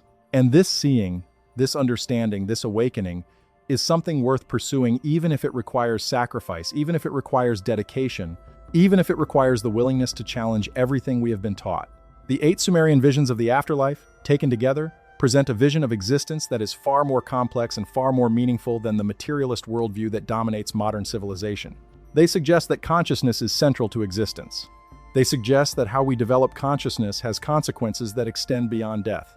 They suggest that we have greater potential than we normally believe. They suggest that the universe is not a dead mechanism, but a living cosmos full of consciousness and purpose. Whether or not the Sumerians actually received this knowledge from the Anunnaki, whether or not advanced beings actually taught them about the afterlife, the knowledge itself is valuable. It is powerful. It is transformative.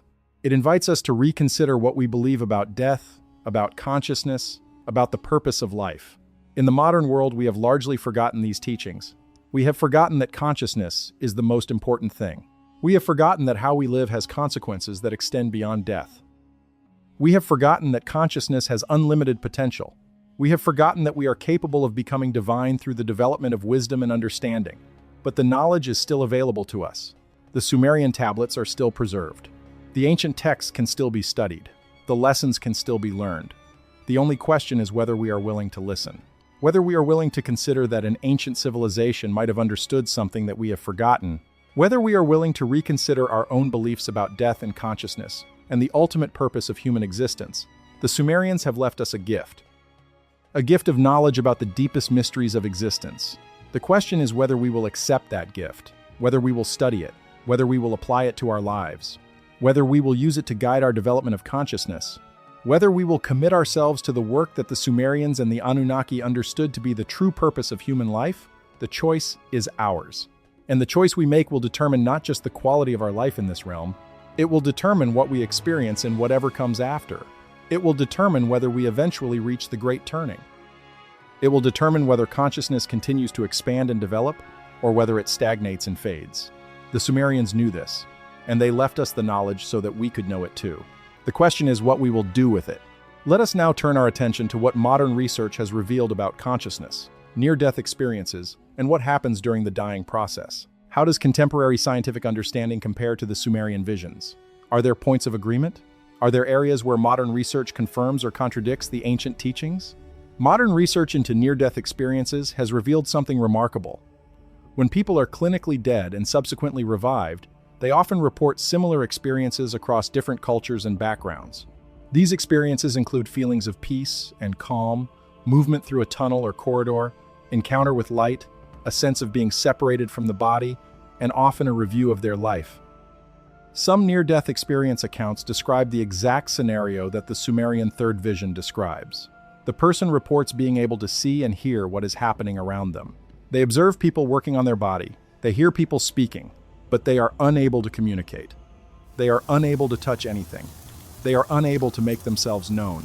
This ability to perceive but not communicate, this awareness of what is happening while being unable to affect anything, is described in remarkably similar terms across different near-death experience accounts. It is as if people are describing the same experience, the same state of consciousness. The duration of these experiences, according to accounts, varies. Some people report experiencing only a brief period of time in the state of near-death consciousness. Others report periods that seem to extend much longer subjectively, even if only minutes pass in the physical world. Time perception in the near-death state seems to be different from time perception in normal consciousness.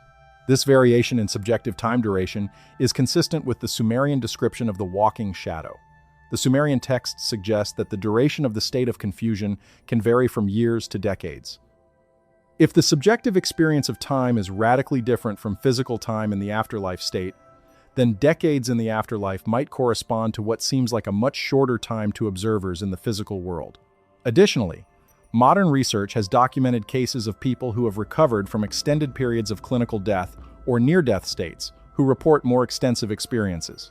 These accounts are richer and more detailed. They describe interactions with other beings. They describe seeing landscapes or structures. They describe states of consciousness that seem far more complex than the basic near-death experiences that people recover from more quickly. These more extended accounts have many similarities to the Sumerian descriptions. They describe realms beyond the physical. They describe beings of higher consciousness or knowledge.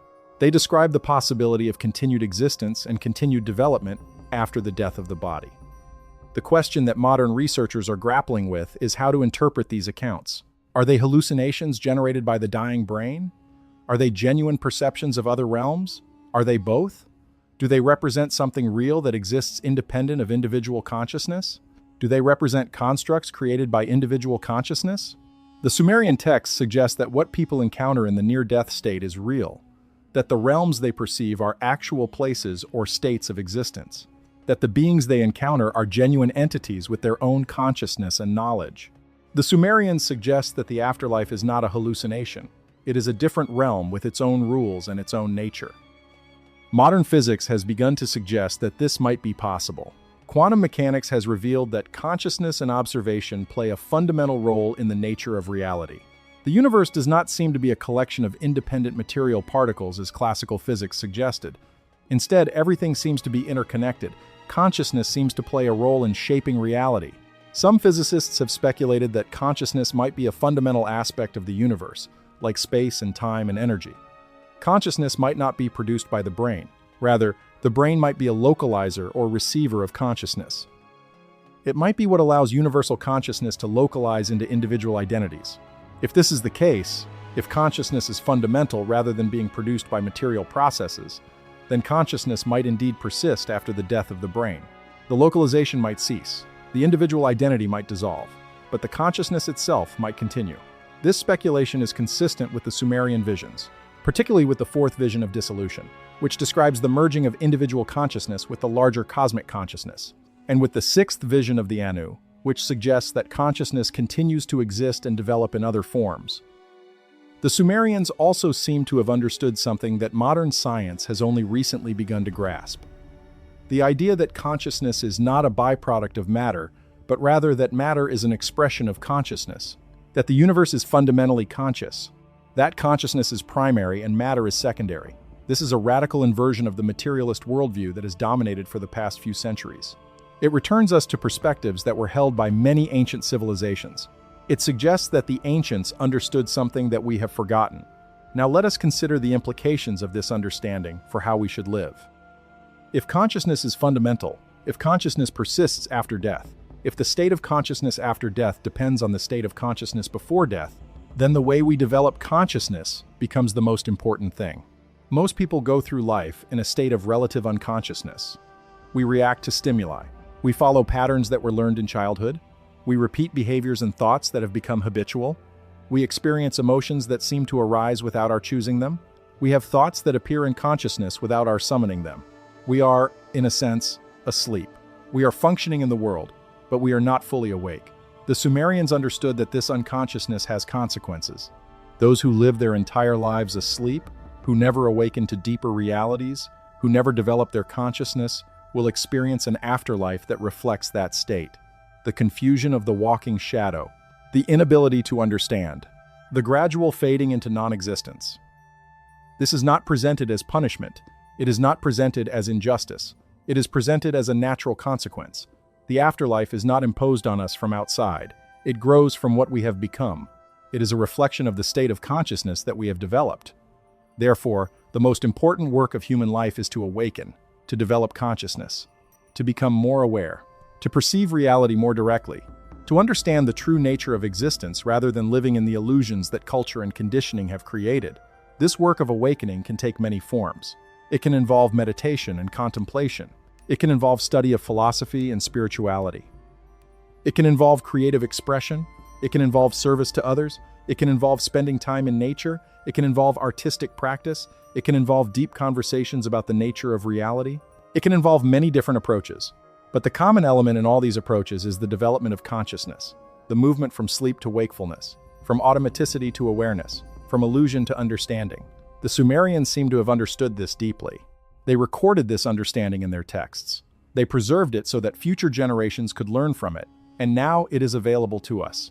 The question is whether we will take this teaching seriously, whether we will dedicate ourselves to the work of consciousness development, whether we will commit to awakening, whether we will use the brief time that we have in the physical world to develop ourselves and expand our consciousness.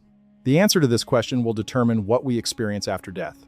It will determine whether we reach the Anu and continue our work alongside advanced beings. It will determine whether we eventually reach the Great Turning and achieve complete understanding. It will determine the entire trajectory of our existence. The Sumerians knew this. The Anunnaki understood this. They tried to teach this to humanity. And now the knowledge is available to us again.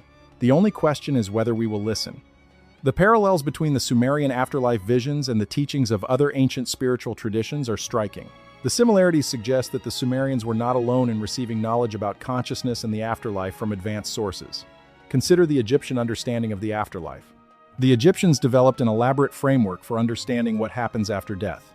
They described a process of judgment where the heart of the deceased is weighed against the feather of truth.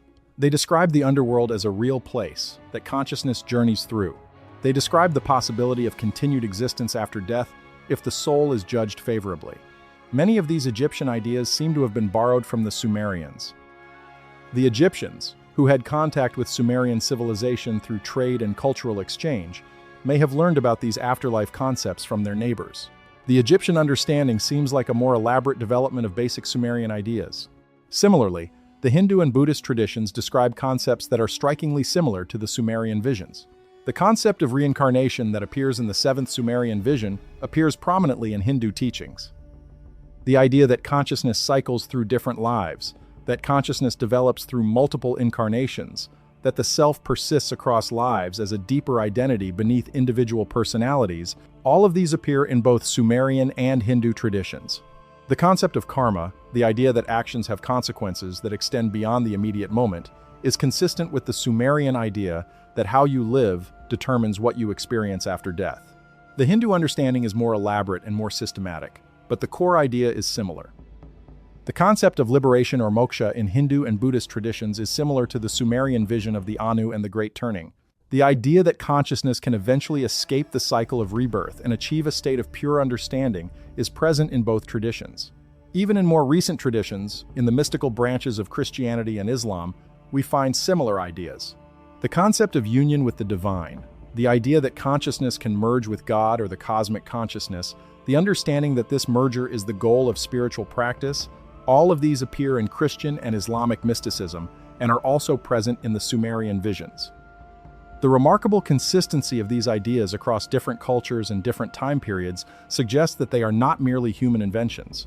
They suggest that these ideas may represent something real, something that multiple advanced sources tried to teach to humanity, something that multiple spiritual traditions have tried to preserve and pass on. The Sumerians, in their particular recording and preservation of these ideas, gave us 8 distinct visions of the afterlife and what consciousness can experience. These 8 visions are like 8 different lenses through which we can view the ultimate nature of consciousness and existence. The first vision shows us that death involves a descent, a transition, a loss of the familiar. The second vision shows us that there are consequences to how we live, that consciousness is judged or evaluated based on its actions. The third vision shows us the danger of unconsciousness, the terror of being trapped in confusion and inability to understand. The fourth vision shows us that there is ultimately a dissolution, a return to unity, a merging with the whole. The fifth vision shows us that consciousness can continue to exist in realms adjacent to our own, that the boundary between life and death is permeable. The sixth vision shows us that consciousness can continue to develop and grow, that there is work to be done beyond the grave. The seventh vision shows us that consciousness cycles through multiple lifetimes, that what we are in this life is part of a pattern that extends across centuries. The eighth vision shows us that consciousness can eventually achieve complete understanding, can see the entire pattern of existence, can merge with all other awakened consciousness. Together, these 8 visions paint a picture of consciousness that is far richer and far more significant than the materialist worldview offers. They suggest that consciousness is not an accident. It is not a byproduct of matter. It is the fundamental reality of existence. Everything else grows from consciousness. Now, let us consider what this means for the question of mortality, for the question of what happens when we die, for the question of what we should be most concerned about as we face our own mortality. The Sumerians clearly did not view death as the end. They did not view death as something to be denied or avoided at all costs. Death was understood as a transition, a transformation, something that happened to everyone, something that was inevitable and natural. But they also understood that the quality of that transition, the nature of the afterlife experience, depended on what kind of consciousness you had developed during life.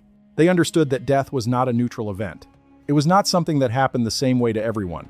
The afterlife experience was different for different people based on how they had lived. This suggests that the most important question is not whether we will die. We will. The most important question is what kind of death we will have. What kind of afterlife experience will we have? And that question can be answered during our lifetime through the choices we make about how to develop consciousness.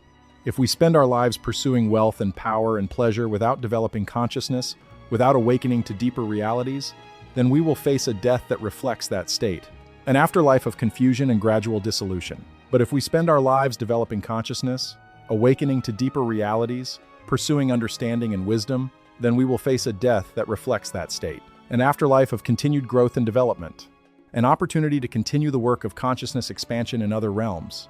The Sumerians seem to have understood that we have a choice. We can spend our lives asleep, or we can choose to awaken. And that choice, made repeatedly throughout our lives, determines what kind of consciousness we develop.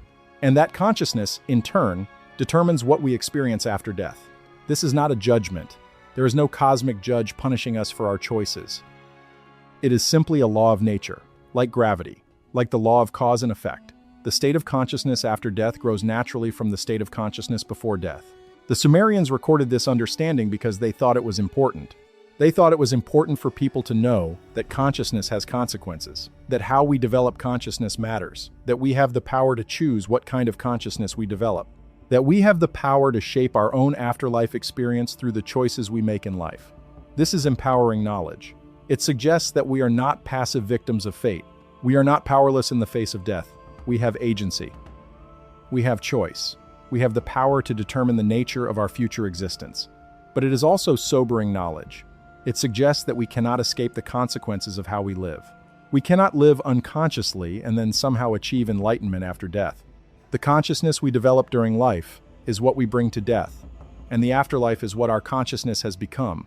Therefore, the work must be done now, during life, while we are still in the physical body, while we still have the opportunity to develop consciousness, while we still have the chance to awaken. The Sumerians understood this. That is why they recorded the 8 visions of the afterlife. Not to make us fear death, but to motivate us to wake up, to motivate us to develop consciousness, to motivate us to understand that how we spend our time here, the choices we make, the effort we put into developing ourselves, all of this matters. All of this has consequences that extend beyond this life. The knowledge is here. The teachings are preserved. The Sumerians have given us the framework for understanding consciousness and the afterlife. The only question is whether we will use it, whether we will take it seriously, whether we will allow this ancient wisdom to change how we live. As we conclude this exploration of the 8 Sumerian descriptions of the afterlife, we must ask the most important question: what should we do with this knowledge? How should we allow it to transform our understanding of life and death and consciousness? The first step is to acknowledge that the Sumerians knew something important. They recorded it carefully. They preserved it across centuries. They were trying to communicate something essential to future generations. It would be arrogant to dismiss their knowledge simply because it comes from an ancient civilization.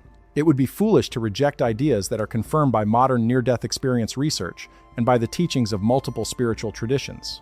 The second step is to recognize that the 8 afterlife visions describe not 8 separate destinations, but rather 8 different possible states of consciousness that result from the development of consciousness during life. They are like 8 different possible outcomes, 8 different possible futures. The afterlife experience that we will have is already being determined by the choices we make today, by how we choose to spend our time, by whether we choose to develop consciousness or remain asleep. The third step is to take responsibility for our own consciousness development, to recognize that this is not something that will be given to us. It is not something that will happen automatically. It is something we must choose to do. It is work. It requires effort. It requires dedication. It requires the willingness to challenge our assumptions and our conditioned patterns of thinking and behavior. The fourth step is to begin the work, to start today, to commit to some form of consciousness development practice. This might be meditation. It might be study of philosophy or spirituality. It might be contemplation of the deeper questions of existence. It might be creative expression. It might be service to others. It might be time in nature. It might be many different things. But it should be something that directly develops consciousness. That moves us from sleep to wakefulness. That helps us perceive reality more directly. The fifth step is to persist in this work.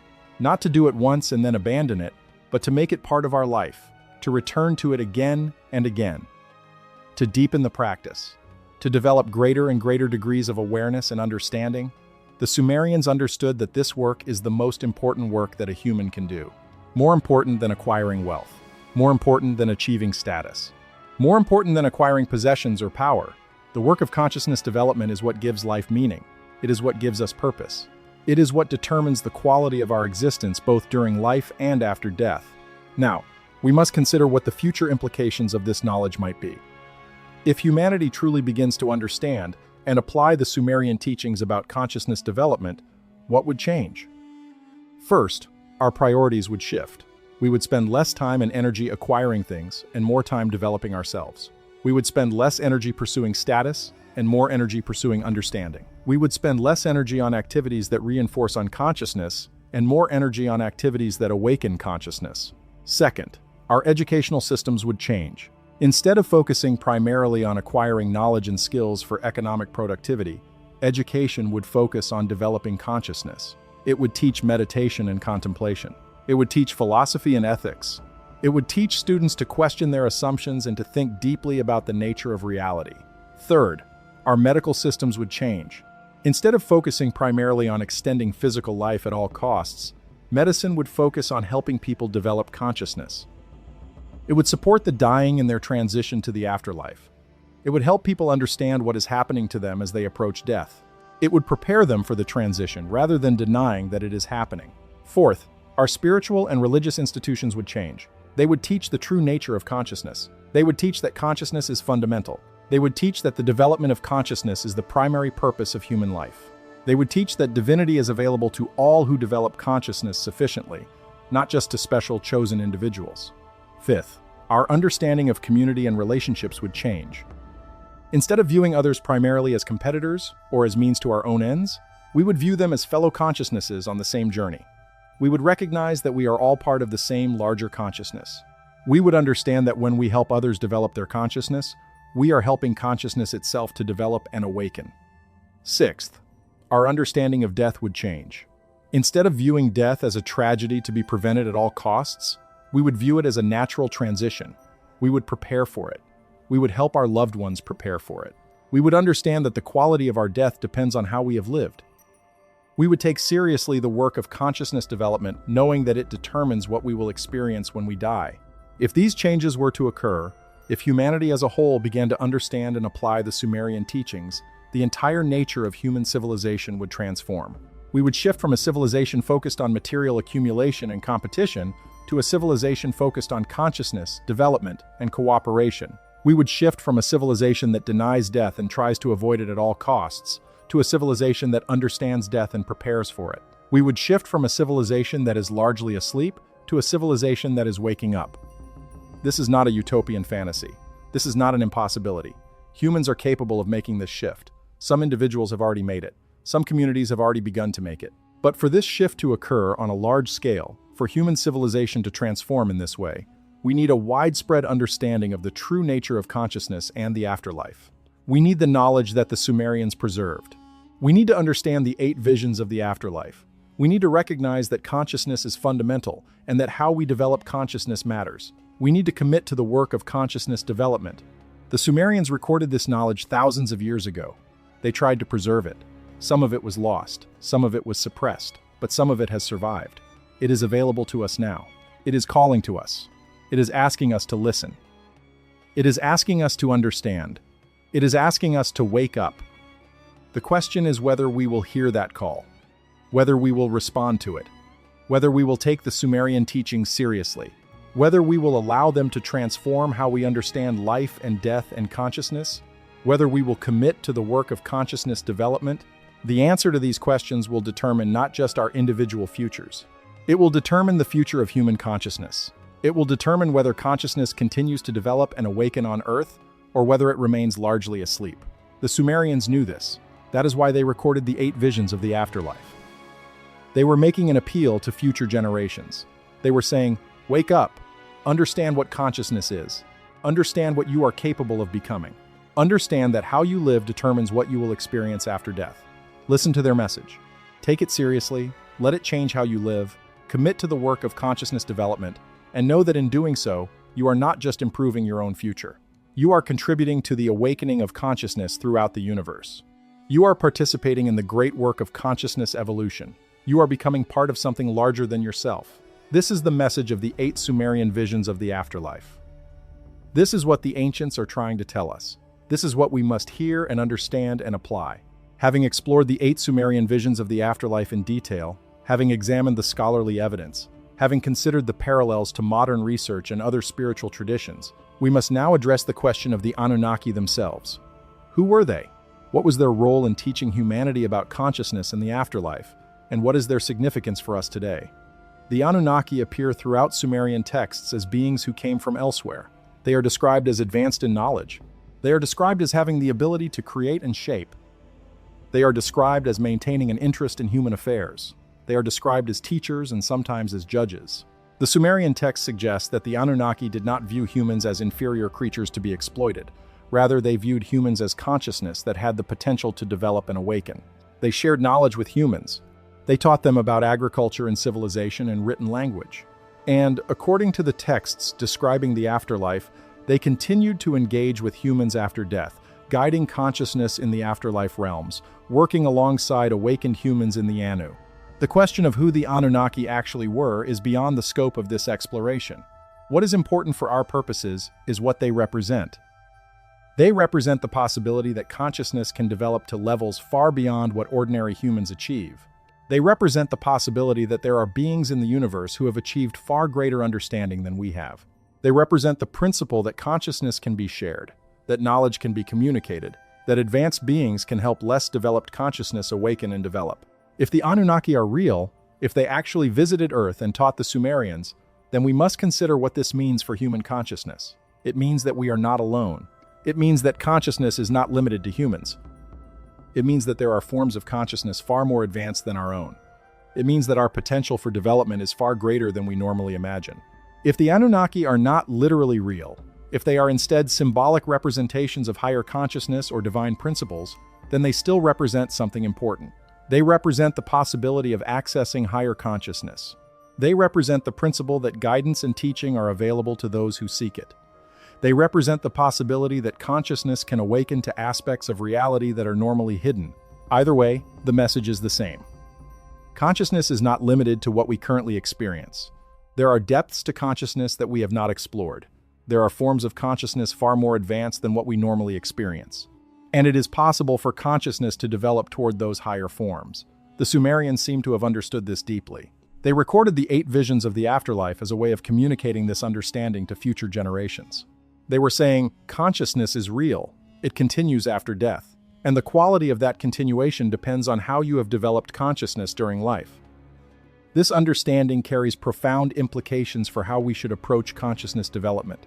It suggests that consciousness development is not merely a luxury or a hobby for those with spare time. It is the most important work that a human can do. It is the work that determines the quality of our entire existence, both in this life and in whatever comes after. The Sumerians understood that consciousness is like a seed. The seed contains potential, but the potential is not automatically realized. The seed must be nurtured. It must be watered. It must be given sunlight. It must be tended carefully. Only if these conditions are met does the seed grow into a mature plant. Similarly, consciousness contains vast potential, but that potential is not automatically realized. Consciousness must be nurtured. It must be developed through practice and effort. It must be tended carefully. Only if these conditions are met does consciousness develop and awaken. The 8 visions of the afterlife describe the different stages of consciousness development. They describe where consciousness ends up if it is not developed. They describe where consciousness can go if it is developed. They describe the full range of possibility, from the confusion of the walking shadow to the complete understanding of the great turning. What is remarkable is that all 8 possibilities are presented as equally real. None of them is presented as impossible or unreal. None of them is presented as something that cannot happen. The Sumerians seem to have understood that all 8 states are possible outcomes of human consciousness, depending on the choices we make, depending on whether we develop consciousness or remain asleep. This is empowering because it suggests that we have agency. We have power. We can influence which state our consciousness ends up in. We are not passive victims of fate. We are active participants in determining our own future. But it is also sobering because it suggests that we cannot escape the consequences of our choices. We cannot remain asleep and then somehow wake up after death. We cannot live unconsciously and then achieve enlightenment in the afterlife. The consciousness we develop during life is what we bring to death, and that consciousness determines what we experience. Therefore, the work must be done now, during this precious time we have in the physical world. The Sumerians understood this. That is why they recorded the 8 visions. They were not trying to tell us that the afterlife is distant or unimportant. They were trying to tell us that the afterlife is important, that it depends on how we live, and that therefore how we live is important. Every moment of this life is important. Every choice we make about how to spend our time matters. Every effort we make to develop consciousness has consequences. Now, as we contemplate what to do with this knowledge, we must acknowledge that the work of consciousness development can take different forms for different people. Not everyone will approach it in the same way. Not everyone will have the same schedule or the same resources. But everyone has the possibility of developing consciousness in some way. For some, meditation will be the primary practice. For others, study and contemplation. For others, creative expression. For others, service to others. For others, connection with nature. For others, deep conversations and relationship. The specific form that consciousness development takes matters less than the fact that it happens. What matters is that consciousness is being developed, that awareness is increasing, that understanding is deepening. The Sumerians seem to have understood that there are multiple paths to consciousness development. The first vision describes the path of those who have not developed consciousness. The second vision describes the path of moral consciousness development. The fourth vision describes the path of dissolution and surrender. The sixth vision describes the path of knowledge and wisdom. The seventh vision describes the path of cyclical development across multiple lives. All of these paths are valid. All of them lead somewhere. But some lead to more desirable outcomes than others. Some lead to the confusion and suffering of the walking shadow. Others lead to continued growth and eventual enlightenment. The choice of which path to follow, or whether to follow any path at all, belongs to each individual. The Sumerians do not present their knowledge as a command. They present it as an invitation. They are inviting future generations to wake up, to develop consciousness, to understand what consciousness is capable of becoming. The question is whether we will accept that invitation, whether we will take seriously the message of the 8 visions, whether we will allow this ancient knowledge to transform our lives. The Sumerians have done their part. They have preserved the knowledge. They have recorded it carefully. They have ensured that it survives centuries and reaches us here in the present day. Now it is our turn.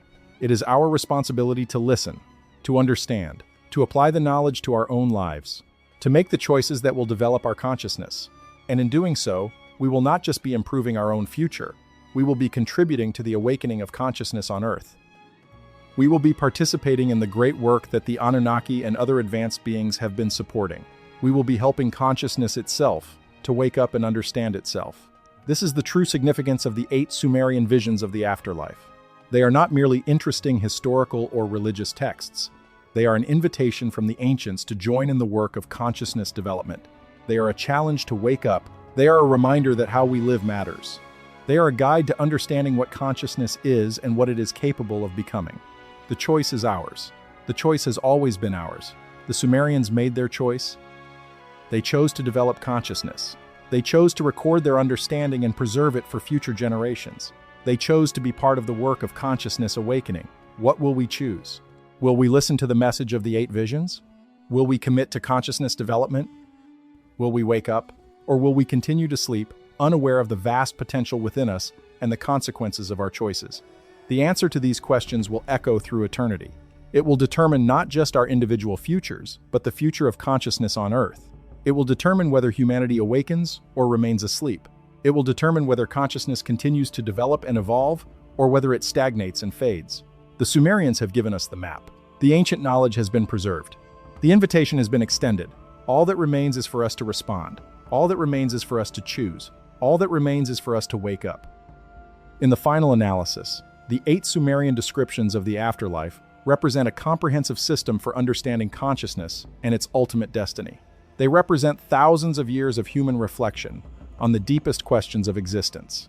And they represent the accumulated wisdom of a civilization that understood something profound about the nature of reality that we have largely forgotten. The first vision, the descent to the great below, teaches us that change and transition are inevitable, that we cannot hold on to what we are, that death is a natural part of existence. It teaches humility. It teaches acceptance. It prepares us for the reality that our individual existence as we know it is temporary. The second vision, the judgment by the Anunnaki, teaches us that our actions matter, that how we have lived has consequences, that there is a cosmic reckoning. It teaches responsibility. It teaches ethics. It teaches that we should consider carefully how we live, because it will be evaluated and the quality of our afterlife will depend on it. The third vision, the walking shadow, teaches us the price of unconsciousness. It shows us what happens when consciousness never develops. It shows us the horror of being trapped in confusion for extended periods of time. It is meant to motivate us, to push us toward awakening, to make us understand that unconsciousness is not a neutral state. It has terrible consequences. The fourth vision, the dissolution, teaches us that ultimately there is a return to unity, that individual consciousness is temporary, that everything eventually merges back into the whole. It teaches acceptance of death, it teaches letting go. It teaches that the fear of losing individual identity might be unfounded because that identity was never permanent anyway.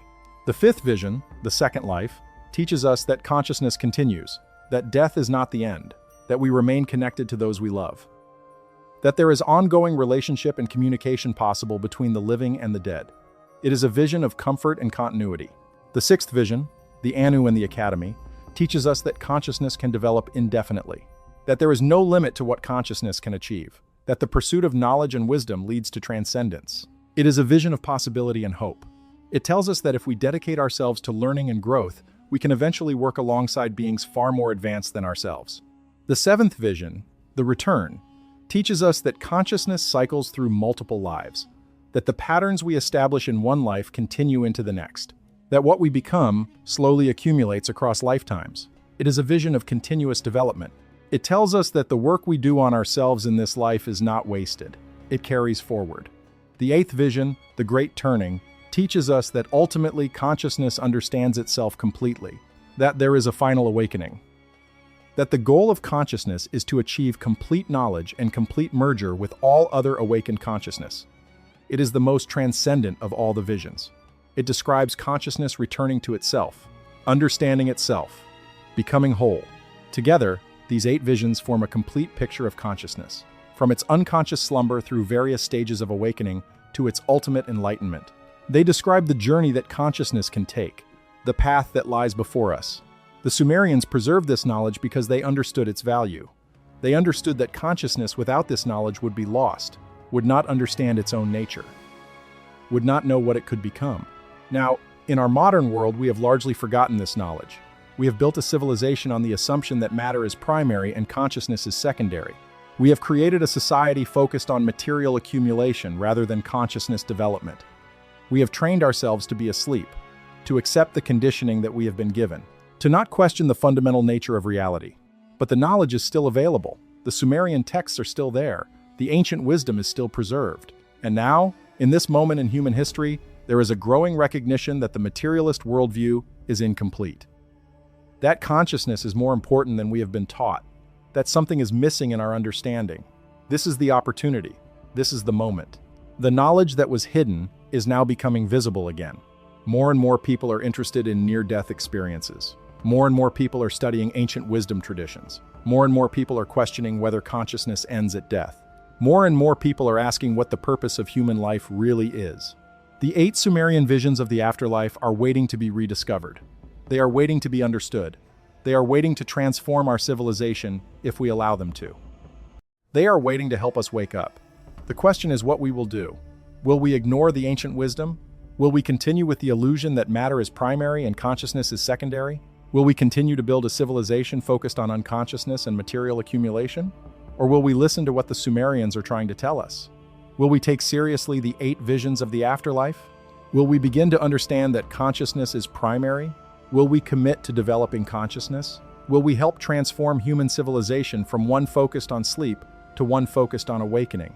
The choice belongs to each individual, but the consequences of that choice will ripple out to affect all of consciousness.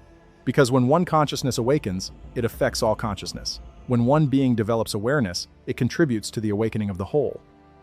This is the message of the 8 Sumerian visions of the afterlife.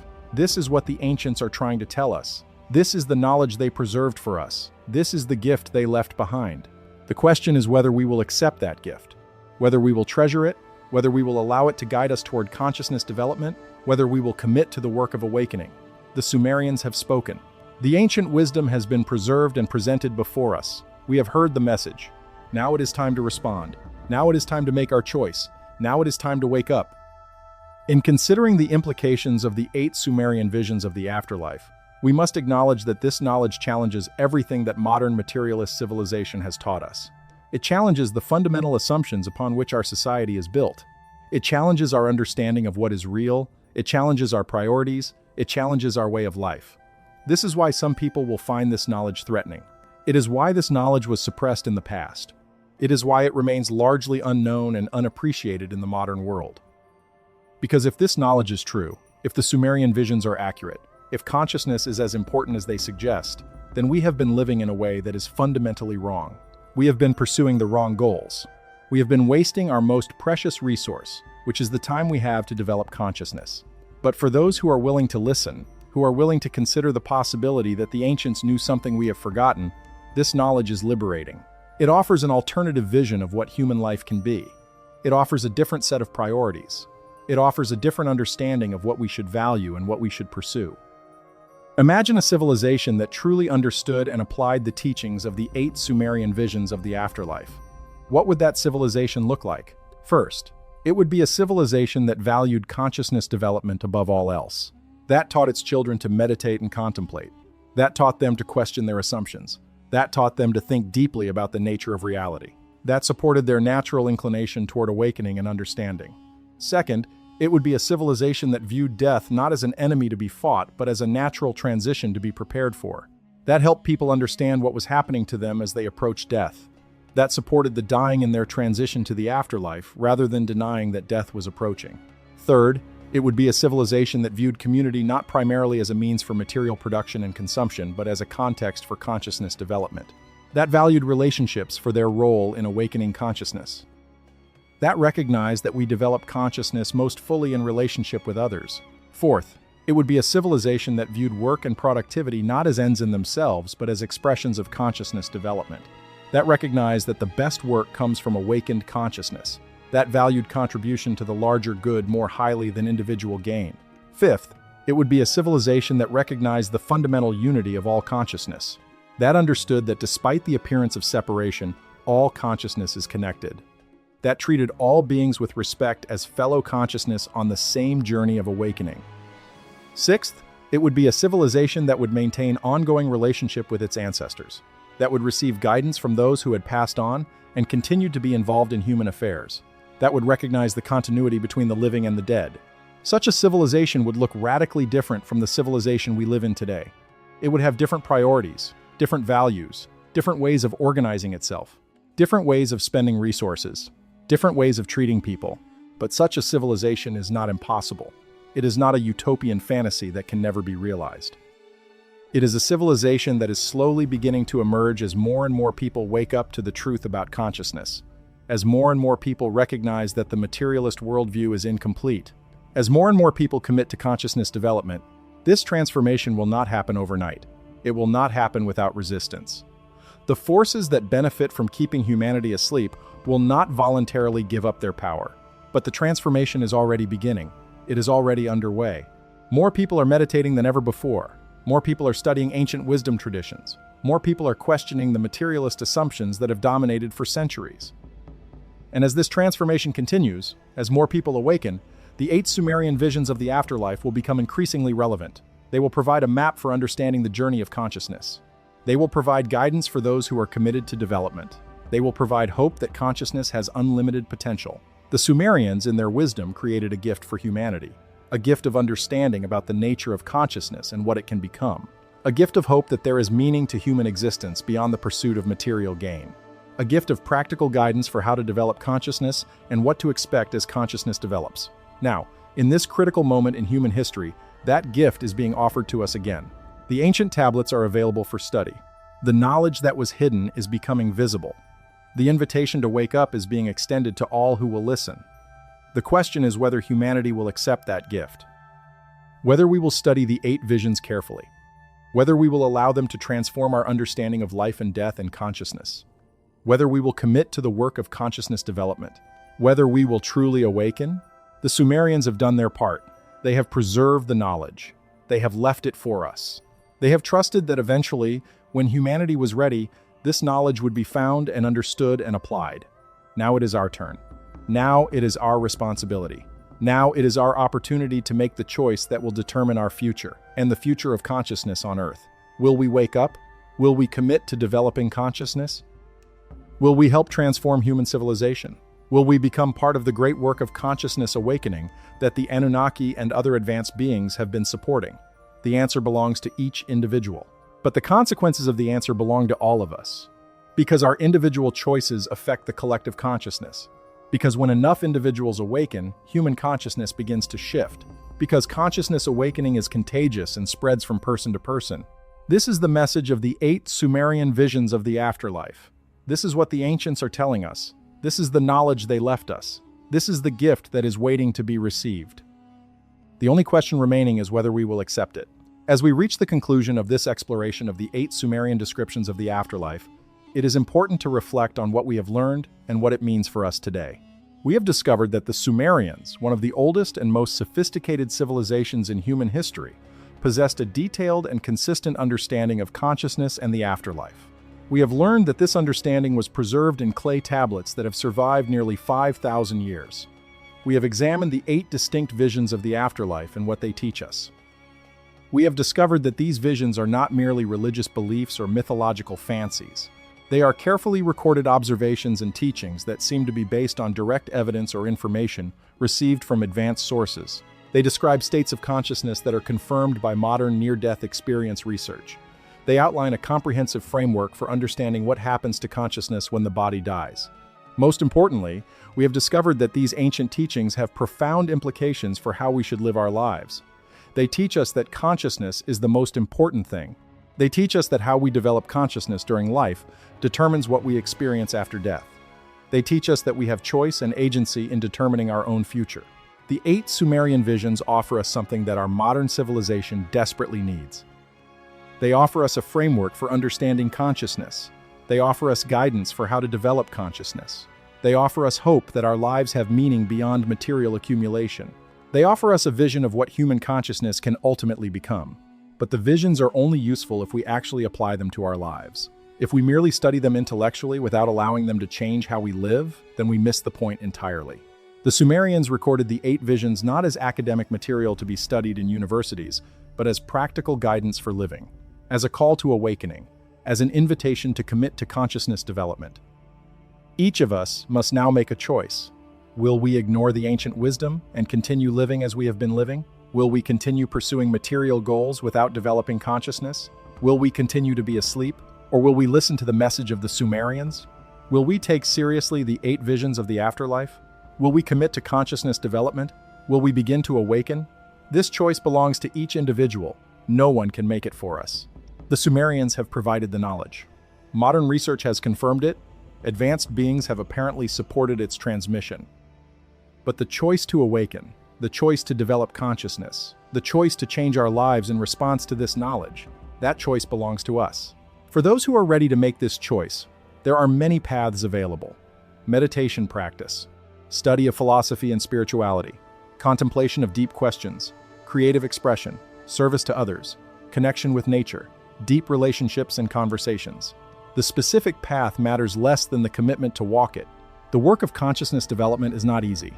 It requires dedication. It requires the willingness to challenge our assumptions. It requires the willingness to change how we live. It requires patience with ourselves as we gradually awaken. It requires persistence as we continue the work day after day, year after year, throughout our lives. But the work is also profoundly rewarding. As consciousness develops, life becomes richer and more meaningful. As awareness increases, we perceive more of reality. As understanding deepens, we experience greater peace and contentment.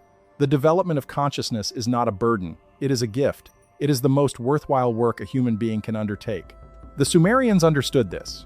They committed themselves to consciousness development. They recorded their knowledge and preserved it for future generations. They trusted that eventually, when the time was right, this knowledge would be rediscovered and appreciated. Now that time has come. We have rediscovered the knowledge. We have examined it carefully. We have confirmed it through multiple sources. We have understood its implications. Now we must act on it. We must commit to consciousness development. We must help others awaken.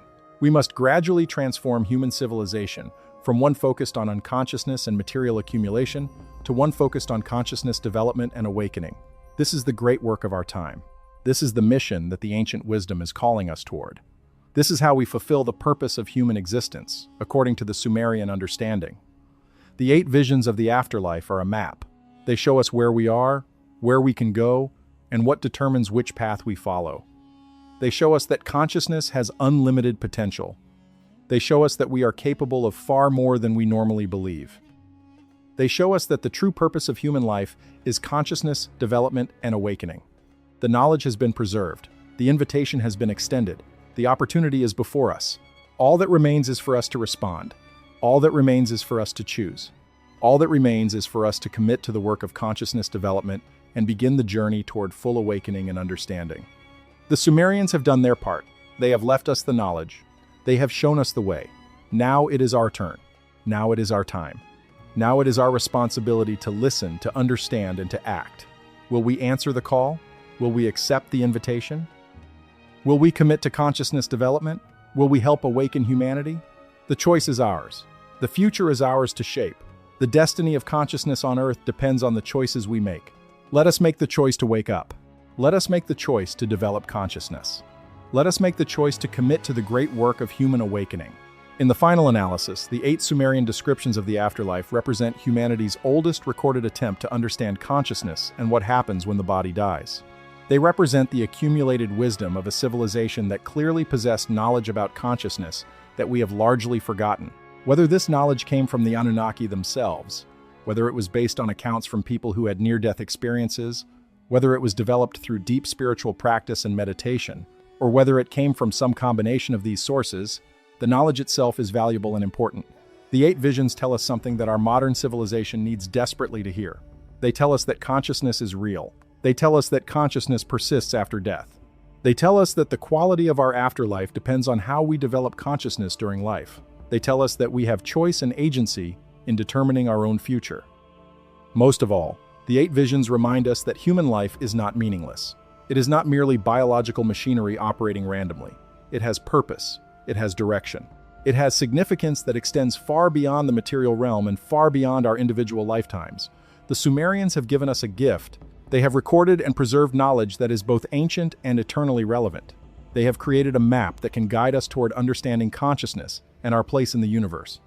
Now it is up to us to honor that gift, to study it, to understand it, to apply it to our lives, to commit to the work of consciousness development, to help awaken humanity. The 8 Sumerian visions of the afterlife are waiting for us. They are calling to us. They are inviting us to wake up. They are telling us that we are capable of far more than we believe. They are showing us the path to our ultimate potential. The question is whether we will answer that call. The journey through the 8 Sumerian visions of the afterlife is a journey through the depths of human understanding of consciousness itself. Each vision reveals another layer of what consciousness is capable of experiencing, enduring, and becoming. Together, they form a comprehensive map of consciousness development across lifetimes and across realms that we cannot perceive with our ordinary senses. What is remarkable about the preservation of these 8 visions is that they have survived nearly 5,000 years. They have survived conquerors and suppressors. They have survived the deliberate attempts of later civilizations to obscure and hide them. They have survived because the knowledge they contain is too important to be completely lost. The Sumerians understood something fundamental about human nature. They understood that we are not merely biological machines pursuing survival and reproduction. They understood that consciousness is the primary reality, and that the development of consciousness is what gives human life its deepest meaning and purpose. This understanding was apparently shared with them by the Anunnaki, beings who possessed far greater knowledge and perspective than ordinary humans. The Anunnaki seem to have understood that humanity had potential that was far greater than what most humans would ever develop if left to their own devices. They attempted to teach us. They attempted to guide us. They attempted to show us what was possible if we committed ourselves to consciousness development. The question we face today is whether we will honor the teachings that the Sumerians preserved, whether we will study them seriously, whether we will allow them to transform how we understand life and death and consciousness, whether we will commit to the work that they are calling us toward. The 8 visions are not presenting a religion. They are not presenting a set of beliefs that we must have faith in. They are presenting a framework for understanding consciousness that is consistent with modern research into near-death experiences. They are presenting teachings that can be verified through our own direct experience if we are willing to do the work of consciousness development. The first vision teaches us that change is inevitable, that we cannot hold on to what we are, that the personal self that we identify with is temporary and will eventually be left behind. This is a humbling teaching, but it is also liberating because it frees us from the illusion that we must cling to our identity forever. The second vision teaches us that our actions matter, that how we treat others and how we live has consequences that extend beyond this lifetime. This is an empowering teaching because it suggests that we have responsibility for our own future and the future of our consciousness. The third vision teaches us the price of unconsciousness. It shows us what happens when consciousness never develops. It is meant to motivate us, to push us toward awakening. The third vision is perhaps the most important, because it shows us what we want to avoid. The fourth vision teaches us that ultimately there is a return to unity, that the fear of dissolution and the loss of individual identity might be misplaced. This teaching offers comfort to those who are afraid of death. The fifth vision teaches us that consciousness continues, that death is not the end, that we remain connected to those we love. This teaching offers reassurance that relationships persist beyond death. The sixth vision teaches us that consciousness can continue to develop and grow indefinitely, that there is no limit to what consciousness can accomplish. This teaching offers hope and inspiration. The seventh vision teaches us that consciousness cycles through multiple lives, that what we become accumulates across lifetimes. This teaching suggests that the work we do on ourselves matters not just for this lifetime, but for all of our future lifetimes. The eighth vision teaches us that consciousness can eventually achieve complete understanding, that there is a goal toward which consciousness is moving. This teaching offers a vision of ultimate enlightenment and merger with the cosmic consciousness. All 8 visions together tell us that consciousness is not static. It is not something that is fixed and unchanging. Consciousness is dynamic. It is constantly changing. It is constantly developing. And the direction of that development is determined by the choices we make. The choice between the walking shadow and the great turning is not made after death. It is made during life. The choice is made every moment as we decide whether to be conscious or unconscious. Every time we choose to pay attention, to be aware, to question our assumptions, to seek truth, we are choosing toward the great turning. Every time we choose to be asleep, to follow habit, to avoid difficult truths, we are choosing toward the walking shadow. The Sumerians knew this. That is why they recorded the 8 visions. They wanted to make sure that future generations would understand the consequences of consciousness development or the lack of it. They wanted to ensure that the knowledge would be preserved so that eventually humanity could choose to wake up. Now we have that knowledge. The ancient texts are available. The teachings have been preserved. The invitation to develop consciousness has been extended. The only question remaining is whether we will accept that invitation. The 8 Sumerian visions of the afterlife stand as a monument to the possibility of human consciousness development. They stand as a reminder that we are capable of far more than we normally believe. They stand as a call to awakening. They stand as a promise that consciousness has unlimited potential. The Sumerians have done their part. They have preserved the knowledge. They have left it for us. They have entrusted us with the responsibility to understand it and to apply it to our lives. Now the responsibility is ours. Now it is time for us to honor that trust. Now it is time for us to listen to the message of the 8 visions. Now it is time for us to wake up. In the end, the 8 Sumerian descriptions of the afterlife remind us of something that modern civilization has largely forgotten. They remind us that death is not the end of the story. They remind us that consciousness is real and precious and worthy of development. They remind us that we have infinite potential if we are willing to commit to the work of consciousness expansion. The Sumerians have left us a legacy of understanding that spans nearly 5,000 years. This legacy is not merely historical, it is living. It is relevant to us today. The teachings in the 8 visions speak directly to our current situation as a civilization that has become disconnected from spiritual truth and consciousness development. We stand at a critical moment in human history. More people than ever before are questioning the materialist worldview.